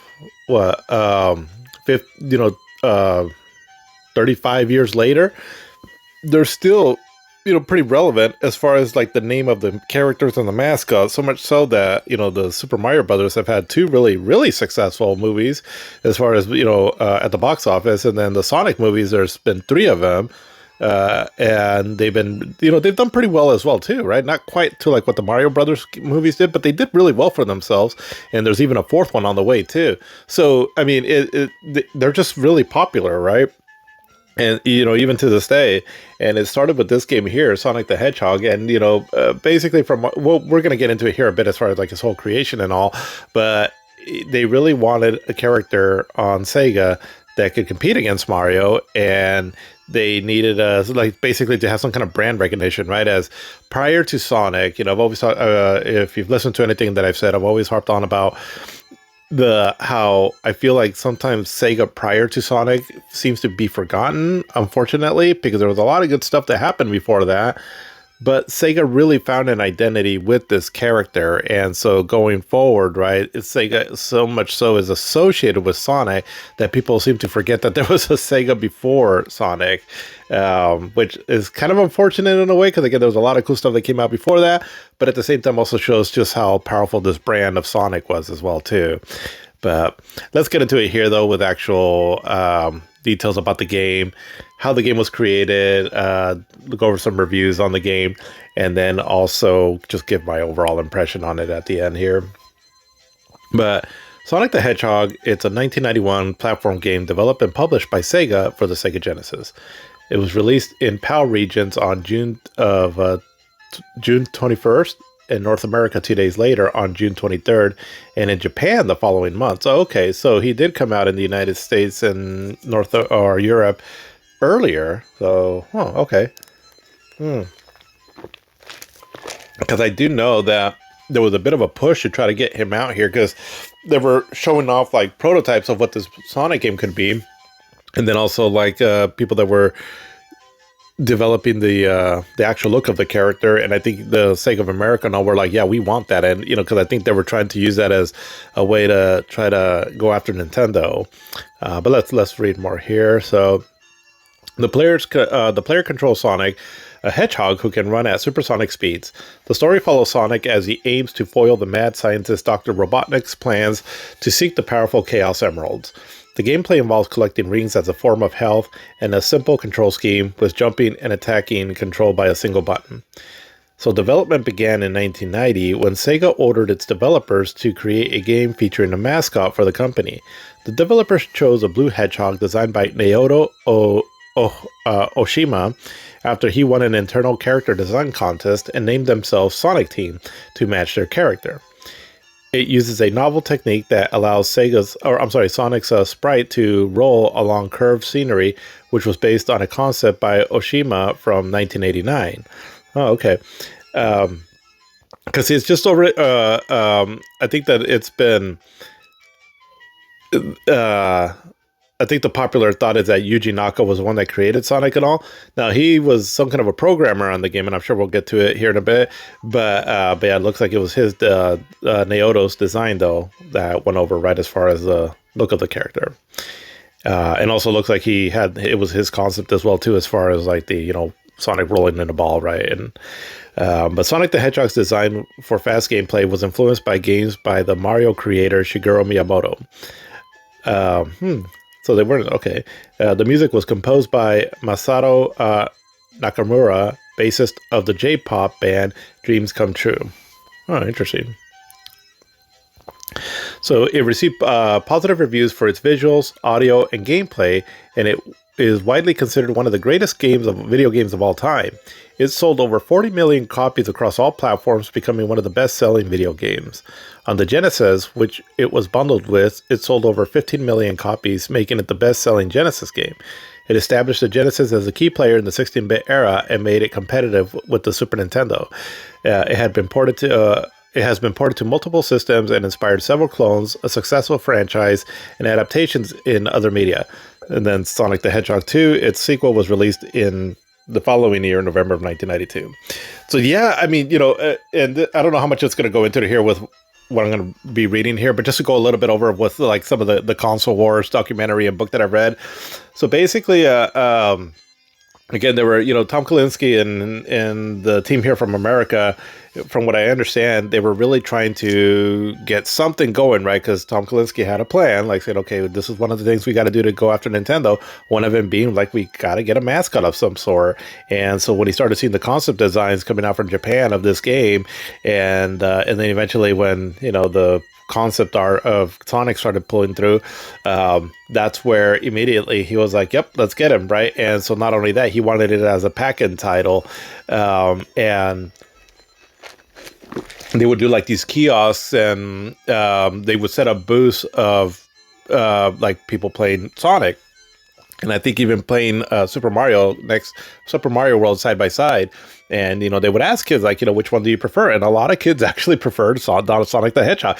And I don't know like if there was like a certain ratio of how many kids would pick Sonic over Mario at the time, but I know when I was a kid, I do remember thinking that I was like, Sonic, I was like, this Sonic character is much cooler than Mario. Look how fast he goes. He's cooler looking. He's got the attitude. It definitely fit the feel of a Sega game. And we didn't know it at the time, though, right? That he would become such a big hit. But it just seemed to make sense right off the bat, because Sega games have been known to be kind of fast, colorful, arcade-like almost. And when Sonic was introduced, it's like, yes, that makes sense right from the get-go, right? He had that instant appeal, kind of the way like I would assume Mario did back in the day for Nintendo. And so it's like it just fit right immediately, right? But let's see. So Sonic the Hedgehog is a platform game where players control the titular character Sonic, who is tasked with defeating Dr. Robotnik and obtaining the 6 Chaos Emeralds. The game takes place from a side-scrolling perspective. He is capable of running at high speeds through levels that include springs, slopes, bottomless pits, and vertical loops. The levels are populated with robot enemies, inside which Dr. Eggman has trapped animals. So Dr. Eggman, Dr. Robotnik, my understanding, right, because sometimes they'll go back and forth on how he's referred to. I think maybe it'll say something about it here later, but my understanding is that Dr. Robotnik is more how he's known here in the States. Dr. Eggman, I believe, is how he's more known in Japan. But we'll see maybe if it clarifies that. But anyways, let's see. His primary form of offense is a spin attack, in which he curls into a ball and spins his body, damaging enemies and certain obstacles upon collision. This may be performed by jumping or rolling. Scattered around each level are gold rings that can grant Sonic protection from a single enemy or hazard, as well as an extra life if 100 are collected. Also scattered throughout the levels are canisters containing power-ups such as additional rings and temporary invisibility. Signposts act as checkpoints where Sonic can respawn after losing a life. So the game is split into 6 principal zones, followed by a short final zone. Each main zone has its own unique visual, and while some enemies appear throughout, each zone has unique enemies and obstacles. Each zone is split into 3 acts, all of which must be completed. At the main of each main zone's third act, the player confronts Dr. Eggman for a boss fight. For most of the fights, Eggman's vehicle is fitted with different weapons. After completing the 6th zone, the player continues to the single-level final zone for a final encounter with Eggman inside a large machine environment. A brief animation shows Sonic return to the first zone with animals liberated from Dr. Eggman. Reaching the end of any Zone 1's Act 1's or Act 2 with 50 rings will cause a large ring to appear through which Sonic can jump to enter a bonus stage. In them, Sonic is perpetually curled up in a spin attack animation and bounces off the bumpers and walls of a fully rotating maze. In these levels, the player earns a number of continues for each multiple 50 rings collected, but the main goal is to obtain the Chaos Emerald hidden within the maze. Colliding with any of the blocks marked goal ends the level.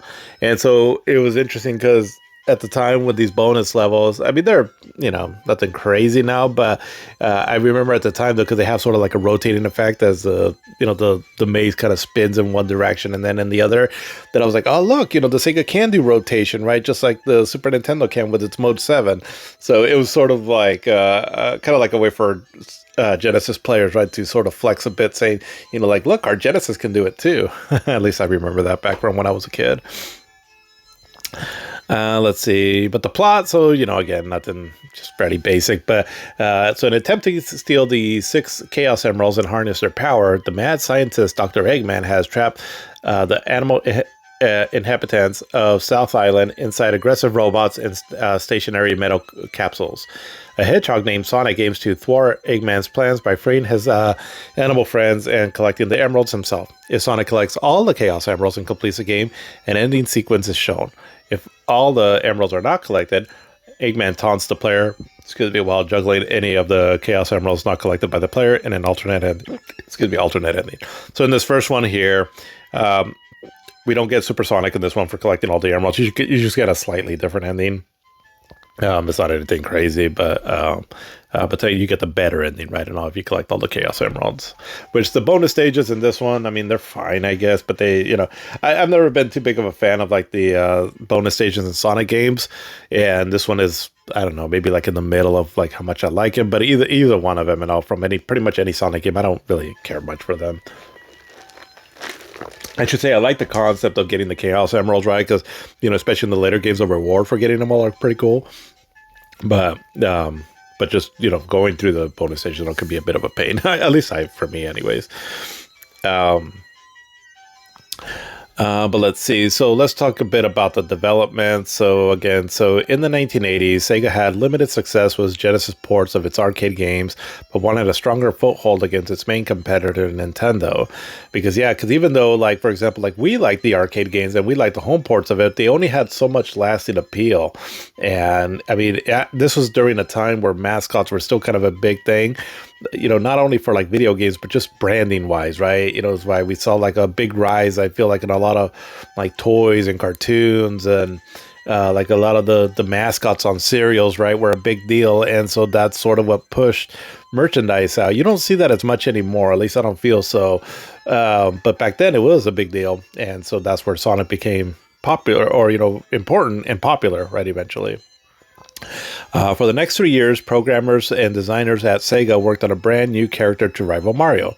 In 1990, Sega ordered its in-house development studios to develop a game featuring a mascot for the company. Sega's president, Hayao Nakayama, wanted a character as iconic as Mickey Mouse. No small feat back then. But conception of Sonic the Hedgehog began in November of 1989 when character designer Naoto Oshima was working on another project titled Twin Stars. The story focused on a pair of twin brothers with the Dream World defending it against the boss of the Nightmare World, 13. The game was to feature smooth terrain and loops that the characters would run through. While the gameplay concept was approved by Oshima's superiors, the characters were not, leaving Oshima to come up with a new protagonist. The team developed ideas for characters, an engine, and gameplay mechanics. Development emphasized speed, so Sega considered fast creatures such as kangaroos and squirrels, and eliminated designs not associated with fast animals. One idea, a rabbit able to grasp objects with prehensile ears, showed promise, but was too complex for the Genesis hardware. The team narrowed its search to animals that could roll into a ball, their idea for an attacking move, and considered armadillos and hedgehogs. The hedgehog character proposed by employee Naoto Oshima prevailed. Oshima went on vacation to New York, taking sketches with him. He went to Central Park and asked locals for their opinion on them, and Sonic was the favorite. Interesting. A man with a mustache who eventually became Dr. Robotnik was in second place. Sonic was originally teal colored and then a light shade of blue, but then he switched to dark blue so that he would stand out against certain backgrounds and to match the Sega logo. According to Oshima, Sonic's basic design was created by combining Felix the Cat's head with Mickey Mouse's body. His shoes and buckles, though the inspiration of Michael Jackson's boots on the album cover for Bad. Interesting. And the red and white color scheme of Santa Claus, whom Oshima saw as the most famous character in the world. Sonic's spikes were emphasized to make him sleeker, and he was given the ability to spin while jumping, so attacking and jumping could be controlled with one button. The new character was originally named Mr. Hedgehog, but the 8-member team changed his name to Sonic and took the nickname Sonic Team. According to Yuji Naka, Sonic Team was a one-time unofficial nickname of the studio within Sega that was used during the development of the game. It was never mentioned again on the division until Oshima directed and Naka produced Nights into Dreams, was released in 1996. Oh, okay, interesting. So the name would permanently stay with it the name would permanently stay when its successor, Sega AM8, was spun off as Sonic Team Company Ltd. In 2000. Interesting. So Oshima said that Sonic was chosen because it represented speed. Ideas proposed to flesh out the character included placing him in a rock band, giving him vampire fangs, and giving him a human girlfriend named Madonna. So there was if you Google it, you can find the artwork for that. I'll see if I can place it on the screen here. But yeah, it's so he was supposed to have a girlfriend there, right? I mean, cartoony looking, right? But like a human character, which was like a little odd, right? But again, they were really trying to appeal to the American audiences. But Sega of America scrapped these ideas to keep his identity simple. Sega of America also expressed concerns that most Americans would not know what a hedgehog is, according to Mark Cerny, who worked in Tokyo as an intermediary between the Japanese and American Sega offices. The American staff felt that the character was unsalvageable. They made plans to educate Sonic Team on character designs with the work of Will Vinton, the creator of the California Raisins. They proposed a full-scale recreation of the character, but compromised with Sonic Team to simply make design changes for Western audiences. The antagonist was named Dr. Eggman in Japan and Dr. Robotnik in other regions as a result of a dispute between Sega's American and Japanese divisions. Okay, there you go, regarding the whole Dr. Robotnik thing.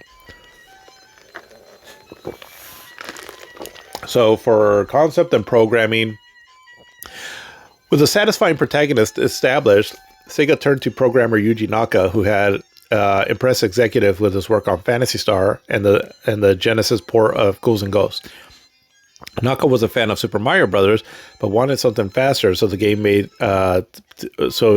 was made to play quickly, which was where he focused most of his efforts.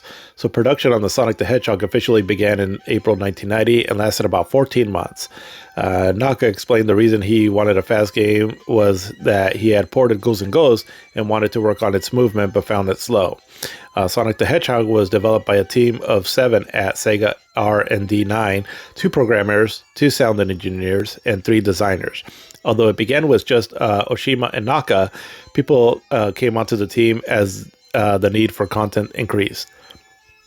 After being assigned the project with the codename Defeat Mario, Oshima and Naka began work but encountered problems. Oshima's rabbit proved hard to program. Catching items and throwing them caused the action rhythm to break.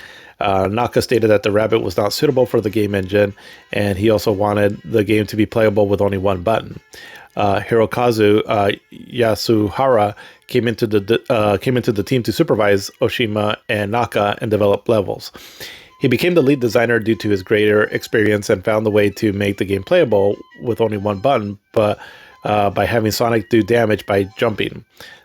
The trio came up with the idea of having him roll into a ball.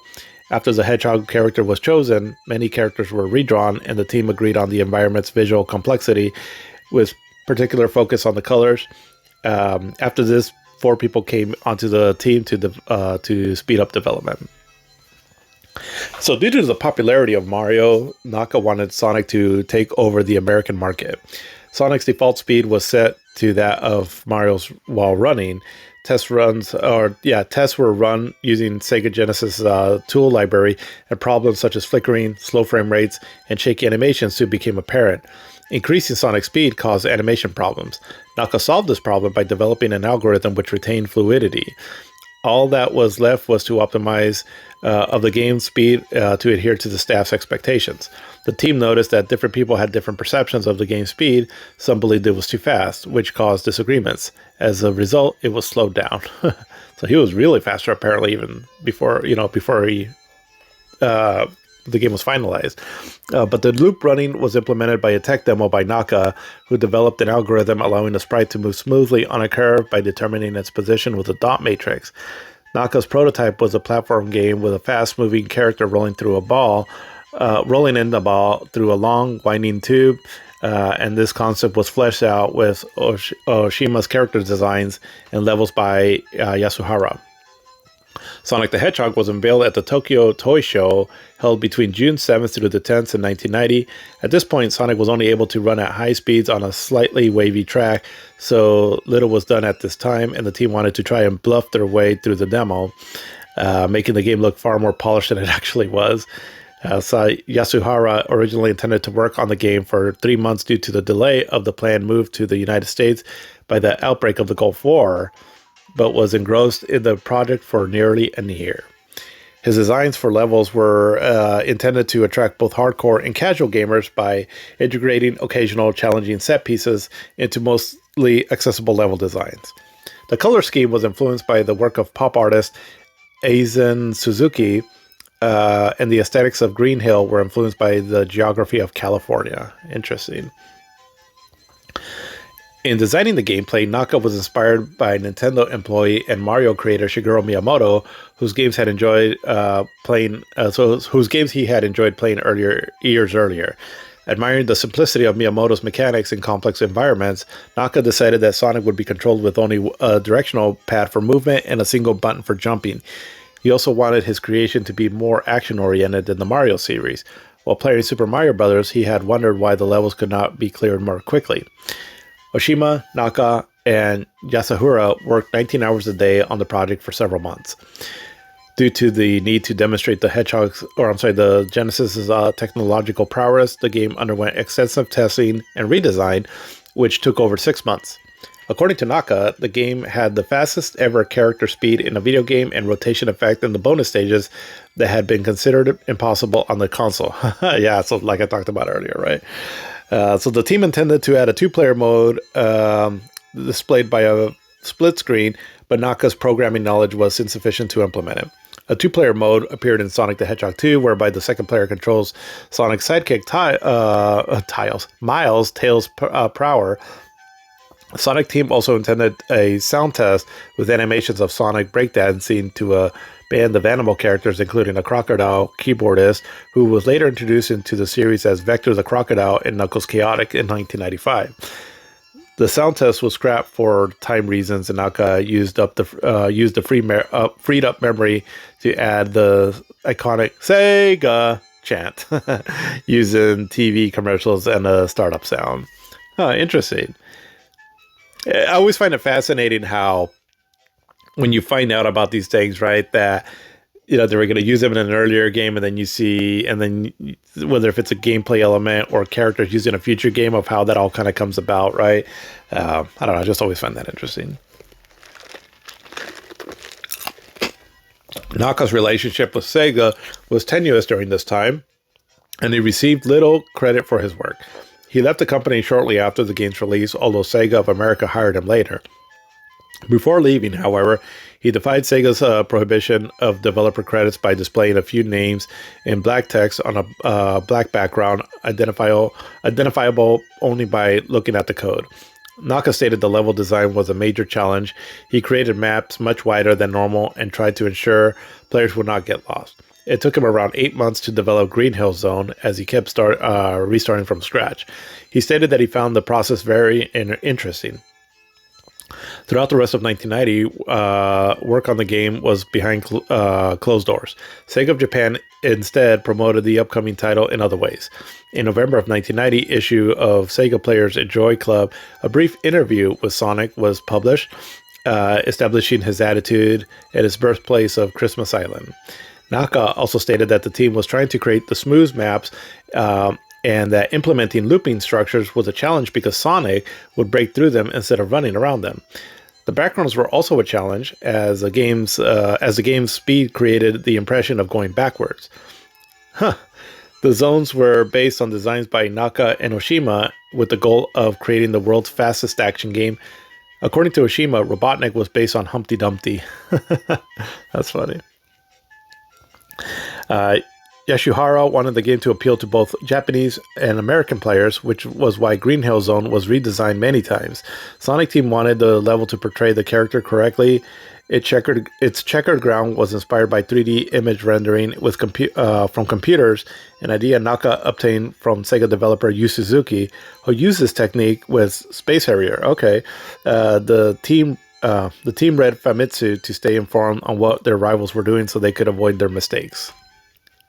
I gotta say, um, one of the best levels, like first levels, right? Like I guess mainly like in a retro game, but is Green Hill Zone from Sonic the Hedgehog. It's so much fun to play. It gives you the sense of what Sonic is. It's very colorful. It tells you a lot without saying anything, and I mean, it was a really great impression. So it sounds like they really got it right, and it's interesting to read all the work that got put into it. Because I mean, I love playing the first levels, Act 1, 2, and 3 of the Green Hill Zone. It's so much fun to go through that level. It just seems perfectly designed, and excuse me, and just again really shows off the character of Sonic, the world he inhabits. It's a lot of fun. It's great gameplay and just the fun stuff to do in the level with the everything from the loops that you get to run around or all the secrets you can find, and also like the winding tubes, right, and all that eventually launches you into the air. It's all a lot of fun, and yeah, I mean it's for me it's about as iconic as like any level of Mario, right? It's as far as like the look overall, and it's for me it's one of the best impressions, right, that a video game can do. Afterwards, right, and we may get into it here a little bit later with what I'm reading, but the game slows down a lot in some areas because it's focuses more like on puzzles, or not like intense puzzles, but just more platforming and all, which I actually don't mind Sonic the Hedgehog's platforming sections, right? Like, for example, the second stage Marble Zone, but it was a big turnoff for a lot of people, right? Because they were expecting like this fast game to be that way all the way through. But it's like, no, not every stage is like that, right? Some of the stages slow things down, and that threw people off. But the initial impression on Green Hill Zone, definitely one of the best first levels in video game, in my opinion. So it's interesting to read how much time they put into that, because their hard work definitely shows. So for the music, so Sega director Fujio Minagishi had connections to the music industry and suggested his friend Yuzo Kayama write the Sonic score. However, Sonic Team did not think Kayama's music would fit, and so commissioned Masato Nakamura, bassist and songwriter of the J-pop band Dreams Come True. Nakamura said he was surprised, as he had just started with Dreams Come True, but accepted as he was inspired by the team's desire to outperform Nintendo. He was like, yeah, see, and that's what I love about Sega, with so many employees there, right? The attitude was like, let's take down Nintendo. But he said the hardest part was working with the limited number of sounds that could play concurrently. He was limited to 4, and said that his lack of knowledge on music on computers made it impossible. He wrote the soundtrack concurrently with the Dreams Come True album Million Kisses. After he finished the compositions, they were digitized using an Atari ST and the program Notator. On October 19th, 2011, over 20 years after the release, a 3-disc compilation of music from Sonic the Hedgehog and Sonic the Hedgehog 2 was released in Japan. The first disc features original tracks from both games. The second contains Nakamura's demo recording before they were programmed into the Genesis, and the third has songs by Dreams Come True and their associated Akon remixes. Oh, interesting. So the packaging and release. So game package illustrator Akira Watanabe said that his goal was to make the characters colorful using clear lines and gradation to finish them neatly. According to Watanabe, developers asked him to create a package design similar to pop art without being particular to conventional packages, something original and stylish. Excuse me. Sonic was not revealed until January of 1991, Winter Consumer Electronics Show, because Sega wanted to wait until the right time and because they saw an opportunity to steal the show. Sonic the Hedgehog was believed to be the most impressive game at the show and won the CES Award for Innovation. Sega of America CEO Tom Kalinske wanted a reassurance that the character would not fail. The global head of marketing, Al Nielsen, and the senior product manager, Madeline Schroeder, became involved in redesigning Sonic for American audiences. Artist Greg Ray was commissioned to redesign the character, and a new backstory was created where Sonic was from Nebraska. What? I didn't know this. Sega playtested Sonic across the United States with Mario fans. They were shown Mario and then played the Sonic the Hedgehog. Okay, here we go. So this is what I was mentioning earlier. So 80% preferred Sonic the Hedgehog, and the game was shown at the 1991 Summer CES. The game was completed in May of 1991 during Japan's Golden Week. It arrived in the United Kingdoms on June 21st of 1991, widely released in North America on June 23rd, and in the PAL regions and Japan the following month. In November of 1991, Sega of America included Sonic as a packing game with American Genesis consoles, replacing Altered Beast. This enabled Sega of America to sell 15 million Genesis units. Genesis owners who bought their consoles before the Switch could request free copies of Sonic the Hedgehog by mail. Sega of America created a marketing campaign making Sonic its new mascot. So, yeah, that's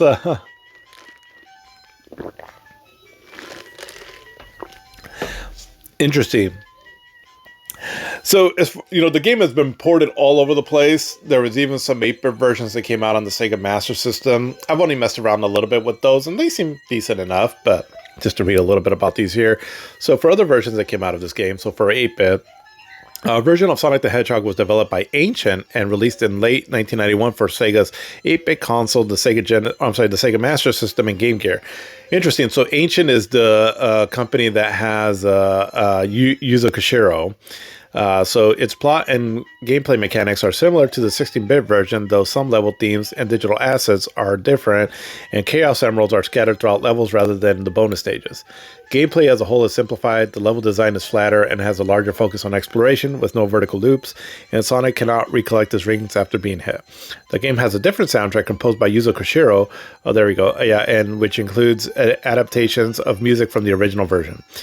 It was the final game released for the Master System in North America. The Master System version was re-released for Wii's Virtual Console service in North America and Europe in August 2008. The Game Gear version was re-released for the Nintendo 3DS Virtual Console on June 13th of 2013 and included as an unlockable game in Sonic Adventure DX Director's Cut for GameCube and Windows, and Sega Mega or Sonic Mega Collection Plus for PlayStation 2, Xbox, and Windows. It was also released along with other 11 Game Gear Sonic games on Sonic Origins Plus in 2023. Let's see. So Sonic the Hedgehog Sonic the Hedgehog Genesis. So to mark the game's 15th anniversary, a port for the Game Boy Advance, Sonic the Hedgehog Genesis, was released on November 14th of 2006 in the United States. Excuse me. Well, the port is mostly identical to the original and includes several new features not seen in the original Genesis version, such as the ability to save the game progress, and includes the spin dash move. This version, unlike others, received poor reviews with a Metacritic score of 33 out of 100. The chief complaints concern its poor conversion to the Game Boy Advance, resulting in bad performance and poor implementation of the original music and gameplay. It's because it didn't have the blast processor, that's why. But as a response to the poor reception and claims that the system could not handle the original game, Simon Stealth Tomley, who later assisted with the development of the 2013 mobile port, released an unofficial proof-of-concept version of Sonic the Hedgehog for the system. The unofficial version contains a complete Green Hill Zone and 2 bonus stages, as well as Tails and Knuckles as playable characters. And so then a remastered mobile port was released on iOS on May 15th of 2013 and an Android version following the next day. The version was developed by Christian Taxman Whitehead and Simon Tomley of Headcanon from scratch using the retro engine previously used in the 2011 remaster of Sonic CD. This port features several enhancements such as widescreen graphics, the optional ability to spin dash, and additional bonus stage, time attack mode, and unlockable option to play as as Tails or Knuckles. It additionally features a heavily expanded debug mode, which allows for the use of unused elements and elements from more recent games, such as the character's super forms. The iOS version was updated in 2016, adding compatibility with the Apple TV. And then 3DS version was released called 3D Sonic the Hedgehog, and it was released as part of the 3D Classics line in 2013. This version, unlike the downloadable re-release of the games, is not emulated. Rather, the code was restructured to take advantage of the 3DS's system's stereoscopic 3D graphics and come with additional enhancements such as the option to use spin dash move, a CRT style filter, and the option to start from any level. I have that version. I have the 2DS, so I don't have the 3DS, right? So I can't see what the 3D graphics might have done to the game, or the the 3D view. But as far as a Sonic port, right, of a game, it plays well enough there. And the game has been on numerous compilations, everything from like the Sonic compilation that. For the Genesis, and then it appeared in Sonic Jam for the Saturn, Sonic Mega Collection for the GameCube, Sonic Mega Collection Plus for the PlayStation 2 and Xbox, Sega Genesis Collection for the PlayStation 2 and PSP, Sonic's Ultimate Genesis Collection for the 360 and PlayStation 3, Sonic Classic Collection for the Nintendo DS. Apparently it's also on the Oculus Rift. Oh, okay. And it's Sega Genesis Classics for Windows, PlayStation 4, Xbox One, and Nintendo Switch. And then the 2013 remaster was included in a 2002 compilation, Sonic Origins. And that also included Amy Rose as becoming a playable version on that one there. And then there's been like plenty of ways to download the game as well too, just on different consoles and whatnot. But it's some canceled versions though. So US Gold acquired the rights to make a version of Sonic the Hedgehog for Amiga, ZX Spectrum, Commodore 64, Amstrad CPC, and Atari ST personal computers, but these went unreleased. Several screenshots exist, some which resemble the 8-bit version, and it has an enhanced port of the Sega CD was also planned, but was canceled in favor of Sonic City. Oh, interesting. I didn't know that. So as far as for like reception, so just kind of going down the line here on some of the magazines from back in the day. So it looks like Ace Magazine gave it basically a 5 out of 5. Beat Mega Drive a 37 out of 40. Computer and Video Games a 94%. Dragon gave it a 5 out of 5. Electronic Gaming Monthly, so the 4 reviewers gave it a 9 out of 10. For Famitsu Magazine, it got an 8 out of 10, 8 out of 10, 9 out of 10, and an 8 out of 10. GamePro gave it a 24 out of 25.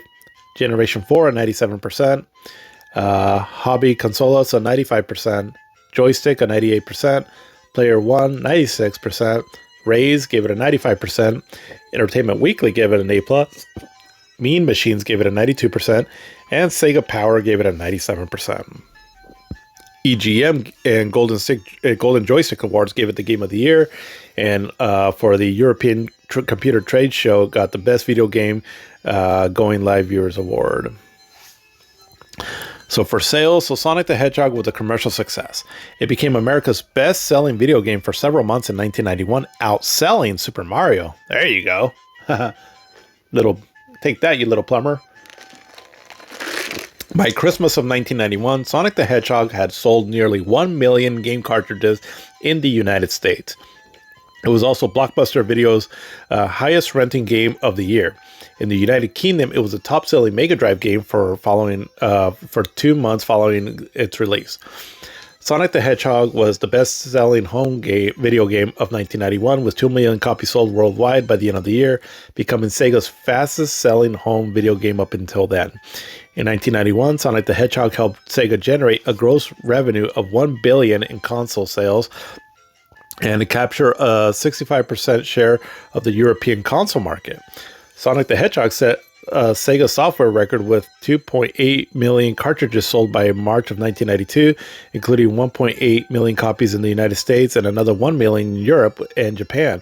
The game went on to sell 3.7 million units by October of 1992 and 4.5 million copies worldwide by November of 1992. By 1997, the game had sold over 14 million copies worldwide and earned over 400 million, 950 million adjusted for inflation, higher than the 200 to 300 million typically grossed by a blockbuster movie at that time. So we're getting to the point, right, where some video games were outperforming movies, right? The original bundled version, or the original version bundled with the Sega Genesis hardware, had sold over 15 million copies as of February of 2009. The mobile game version also had 8 million paid downloads by 2008, 960 units were sold on Xbox Live Arcade as of 2011, and 10 million paid Android downloads were sold as of 2017, bringing the total sales to 33.5 million worldwide across all platforms. Damn. So for reviews, Sonic was praised by critics with reviews above 90% from most video game magazines at the time. It was considered Sega's answers to Nintendo's widely popular Mario series, as it was a platformer featuring the company's mascot. In a preview following its CES debut in January of 1991, John Cook of Computer and Video Game called it the most impressive game at the show and said it was another jumpy game in the Mario mold, but with an astonishing turn of speed and great music. Upon release, Paul Rand of Computer and Video Games compared the two in depth and characterized Sonic the Hedgehog as being faster, with brighter colors, and Super Mario World as having more depth of play. Frank Lador of Generation 4 believed Sonic the Hedgehog was part of a new generation of games that demonstrated that the Mega Drive is capable of beautiful things in the technical department. Reviewers praised the colorful, detailed graphics. Rand called its color scheme lively but never garish, praising the interaction of color with detail in the sprites, backgrounds, and animation, and describing its graphics as the best available for the Mega Drive. Reviewer Boogeyman of GamePro called the intricate backgrounds eye-popping and gorgeous, which was echoed by Mean Machines. The lessers, Hartley, Patricia, and Kirk Dragon claimed that the graphics made the Sonic a possible contender for Best Game of 1991, and GameZone called the animation some of the smoothest and fastest ever seen. Julian Boorman of Raze praised the colorful and highly detailed backdrops and fabulous sprites. The music and sound effects were also well received. Dragon called them great, and GameZone amazing. Rand praised the catchy soundtrack, calling some of the sound effects absolutely brilliant. Although Mean Machines called the songs vaguely appealing, the sound effects were better appreciated. However, Boardman of Raze considered the music a little boring. What? But critics cited the fast gameplay, unprecedented in platformers. The difficulty was disputed, described as impossible by Rand and average by EGM. So Rand sucked at games. Rand said about the gameplay in general that it plays like a dream. According to GameZone, it would enchant players for hours. And Boogeyman praised Sonic Team's ability to provide an engaging experience primarily from running and jumping. Although EGM, Dragon, Paul of Mean Machines, and Boorman of Raze praised the level design, especially the hidden rooms, Paul found losing all of the rings frustrating. The One Ring. I'm thinking, what, Lord of the Rings? Bob Strauss of Entertainment Weekly gave it an A+, and wrote that it was a very fast game, yet never felt chaotic or impossible, and they later named it the best game available for 1991. So, yeah, I mean, overall, has a pretty good reception, right? It definitely turned a lot of heads, right? With Super Mario World. I mean, Super Mario World, I talked about that game, in the previous week. That's an amazing game, right? I gushed about that game during that episode there. At the time, okay, so I'm talking about specifically at that time, it felt like a little bit of old news, where Sonic definitely felt fresh, right? And I think that's what really helped to give it a big boost. But just, talking a bit about its legacy. So primarily because of its Genesis bundling, Sonic the Hedgehog was a factor in popularizing the console in North America, thus solidifying Sega as a competitor to Nintendo and their Super Nintendo Entertainment System. During October and December of 1991, with the game's success, the Genesis outsold the Super Nintendo by 2-1. At its January 1992 peak, it gained a foothold in the industry and had 65% of the market for 16-bit consoles. Although Nintendo eventually overtook Sega, it was the first time since December of 1985 that Nintendo did not lead the console market, and that was only because that's when Nintendo first came out here in the United States. So Sonic the Hedgehog inspired similar platformers starring animal mascots including Bubsy, Ariel the Acrobat, James Pond 3, Earthworm Jim, Zero the Kamikaze Squirrel, and Radical Rex. Animal with Attitude games carried over to the next generation of console, with Naughty Dog's Crash Bandicoot and Crystal Dynamics' Gex citing Sonic as a major inspiration. Sonic's success led to extensive media franchise, with the first of many sequels, Sonic the Hedgehog 2, following the following year. It generated dozens of additional games and a large cast of recurring characters, keeping Sonic and Robotnik, later renamed as Eggman, mainstays and continued beyond Sega's exit from the console industry after the Dreamcast. The series had ventured from platformers to fighting, racing, role-playing, and sports games, and also expanded into anime, manga, cartoons, comic books, novels, and toys.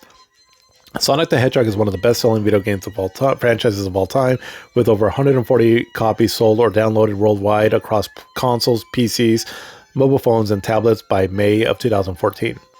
The game's first level, Green Hill Zone, has been featured in later games such as Sonic Adventure 2, Sonic Generations, Sonic Mania, Sonic Forces, and the Super Smash Bros. Series. So the game inspired a number of unofficial variants, including Summary, a pirated Nintendo Entertainment conversion featuring Nintendo's Mario character in the levels from the original Sonic game. Interesting, I didn't know that. Sonic the Hedgehog Mega Mix, a total conversion mod of the original game, and Sonic 1 Boom, a ROM hack, which implements Sonic's redesign from the Sonic Boom animated series. An incomplete prototype of the build of the game was leaked and released by Hidden Palace on January 1st of 2021. Yeah, so Sonic the Hedgehog, man. I mean, it was such a big hit. I mean, for me personally, what I think of the game, it's fun. Like I said, I love going through the Green Hill Zone. I actually sometimes just play that stage just to unwind a bit if I just need a bit of a stress reliever. It's just so much fun to play it. The colorful graphics, the music, and the ease of getting through the game, but you have very fun and and it's still a little bit challenging. It's a joy to play through, right? It really is. And the next stage is right, and because again, right, you go through Green Hill Zone, which is really emphasizes on what Sonic was supposed to be, right? Speed and all. You get to the Marble Zone. And it's a bit slower pace. You have to watch your jumps, has some platforming to it. And the thing about Sonic games is that the platforming, I actually don't mind it. It's not bad. I don't think it's bad. But it's not, I wouldn't say it's its biggest strength though, right? Again, going fast and zipping through the stages is what really makes this game fast. So when you slow him down and you put him in these more platforming stages, like in Marble Zone, you're, pressing switches, right, to access more of the stage. You're, watching your jumps, right, as you're trying to, land on the right blocks, right, and avoid landing in the lava, things like that, right? So it definitely slows things down a lot. Like there's parts where you jump on a block and then the block slowly moves across the screen, right, as you're going over a river of lava, and so it slows the pace down a bit, right, which can be annoying to some. But then eventually you go to the next stage, and what was it? So there was Marble Zone. Is it the casino? No, not the casino stage. The kind of like pinball stage, I believe. So then you're going fast again, right? But then you kind of go slow again in the water stage. And then you go fast again in I think it's called like Starlight something stage. So again, it goes back and forth, right, between a more speed focused level and then a more platforming focused level. And so that definitely frustrated players. So like I said, I don't mind that too much. And so... But I mean, there's definitely 2D Sonic games that I prefer more than this one, but I don't mind that as much as like for some people, right? But I get it though, right? Sonic is really faster, or I'm sorry, better when you're playing fast, which is probably why Sonic the Hedgehog 2 that came out the following year was better received, because that's one where it's mostly focused on speed, right? But either way, I mean, a hell of a first outing, right? And it wasn't just the game itself; it was the characters. Sometimes something just goes. Well, I guess back then, you could say that it went viral, right? And just became a big hit for Sega. And I remember at the time when I played it, I liked the game, right? I did like it. It wasn't amongst my more favorite Sega games, but I definitely liked it. But what I did like, though, because I was seeing the reception of the game all around, and I was like, oh, wow. I was like, I think Sega has something here, right? And so I was pretty confident at the time that Sega would beat Nintendo. Again, this is during the stretch when I was not quite a teenager yet, right? I was a bit of an idiot, and I was a little bit of a console warrior, right? With Sega. And the way I first played it was, so back in the day, my cousins, they had a friend, and so in the town that we lived in, I lived on. It wasn't a big town, right? But it was but I lived on one end of the town, and this friend that my cousins had lived in an apartment on the other side of town. And so my cousins would borrow game from this guy because apparently this dude would just get a lot of games. And my cousin told him one time, it was like, hey, can my cousin borrow some games if he goes over there? And so this friend was like, yeah, sure, if he wants. And so I would ride my bike, so again, from one end of town all the way across, to the other end of town, just to borrow some games from him. And that's how I first played Phantasy Star 2. And I mean, that game, I was very adored by that game, or really adored that game a lot. But then the other one, I remember at one point he had Sonic the Hedgehog. I was like, oh shit, you got that Sonic game. Can I borrow that? So he let me borrow it. And that's how I first played Sonic the Hedgehog. And I remember liking it. And again, it wasn't amongst my more favorite Sega games, but definitely had fun with it. And like I said, right, I think it was more also the reception that it was getting, right, that I was kind of like, I felt like a proud Sega owner, right? Because I was like, yeah, we got something that can stand against Mario. But never really, like I said, right, because I kind of got into Sonic the Hedgehog, the first one, kind of got into the second one too, but I never really played part 3 or 4. Oh, no, I remember we rented Sonic the Hedgehog 3. I don't think we ever played Sonic and Knuckles back in the day. So again, for being such a big Sega fan, I've had a bit of limited, I had a little bit of exposure to actual Sonic games back in those days anyways. Since then, I've beaten all the 4 Sega Genesis games. And, yeah, they're cool. They're fun. But, at the time, right, and all, like, I think I appreciated more what it did for the system instead of me actually really liking the games. But, I mean, yeah, Sonic the Hedgehog is still going strong to this day, like I said, right, with the movies and all. And definitely became just a really beloved mascot. I would say that if we were to take the Mount Rushmore of video games, I struggle with who would be number 4. But it would be Pac-Man. I feel like Pac-Man, right? Mario, obviously, and then Sonic the Hedgehog. Those, at the very least, those 3, I think, are staples on there, and that's how big I think Sonic the Hedgehog was. That because I think he's really stood the test of time as far as with video game design or video character game designs and all. And I mean, like I said, still going strong to this day. A lot of the games that came afterwards, like the 3D games, some of them are good, some of them are bad, but it's still, they're still a big hit with people, right? Even if the games are somewhat mediocre at times. But this is where it all started, though, and it was all thanks to just Sega trying to beat Nintendo. But good times though back then, and definitely made the console wars really interesting when Sonic the Hedgehog was introduced. But that's what I got for this episode here for Sonic the Hedgehog. And so if everything goes right, I will try to have another episode up by next week. I'm I don't know how much I will keep doing this. I've already talked about that before, right? And I'll just starting to take up a bit of my time to try to do these podcasts here. So I don't know how much I'm able to continue doing them, especially as I'm trying to set some other goals for myself. But if I am able to get another one out by next Sunday, I am planning on doing one of Snatcher. And so that was, it'll be the Sega CD version. Snatcher is, so it's basically one of the earlier games from Hideo Kojima, and it's a story-based game, kind of like a point-and-click game, but set in a very cyberpunk world that kind of combines, if you don't know anything about Snatcher, think Terminator meets Blade Runner, but with the kind of sort of crazy zany storytelling of Hideo Kojima, because he was the one that, one of the main ones. It was his idea, I guess, right, that made the game, or I guess we'll learn more about it next week if I'm able to get it out. So we'll learn more about Snatcher. But until then, hope you have an excellent week, and we'll see you whenever I do the next one. Have a good one.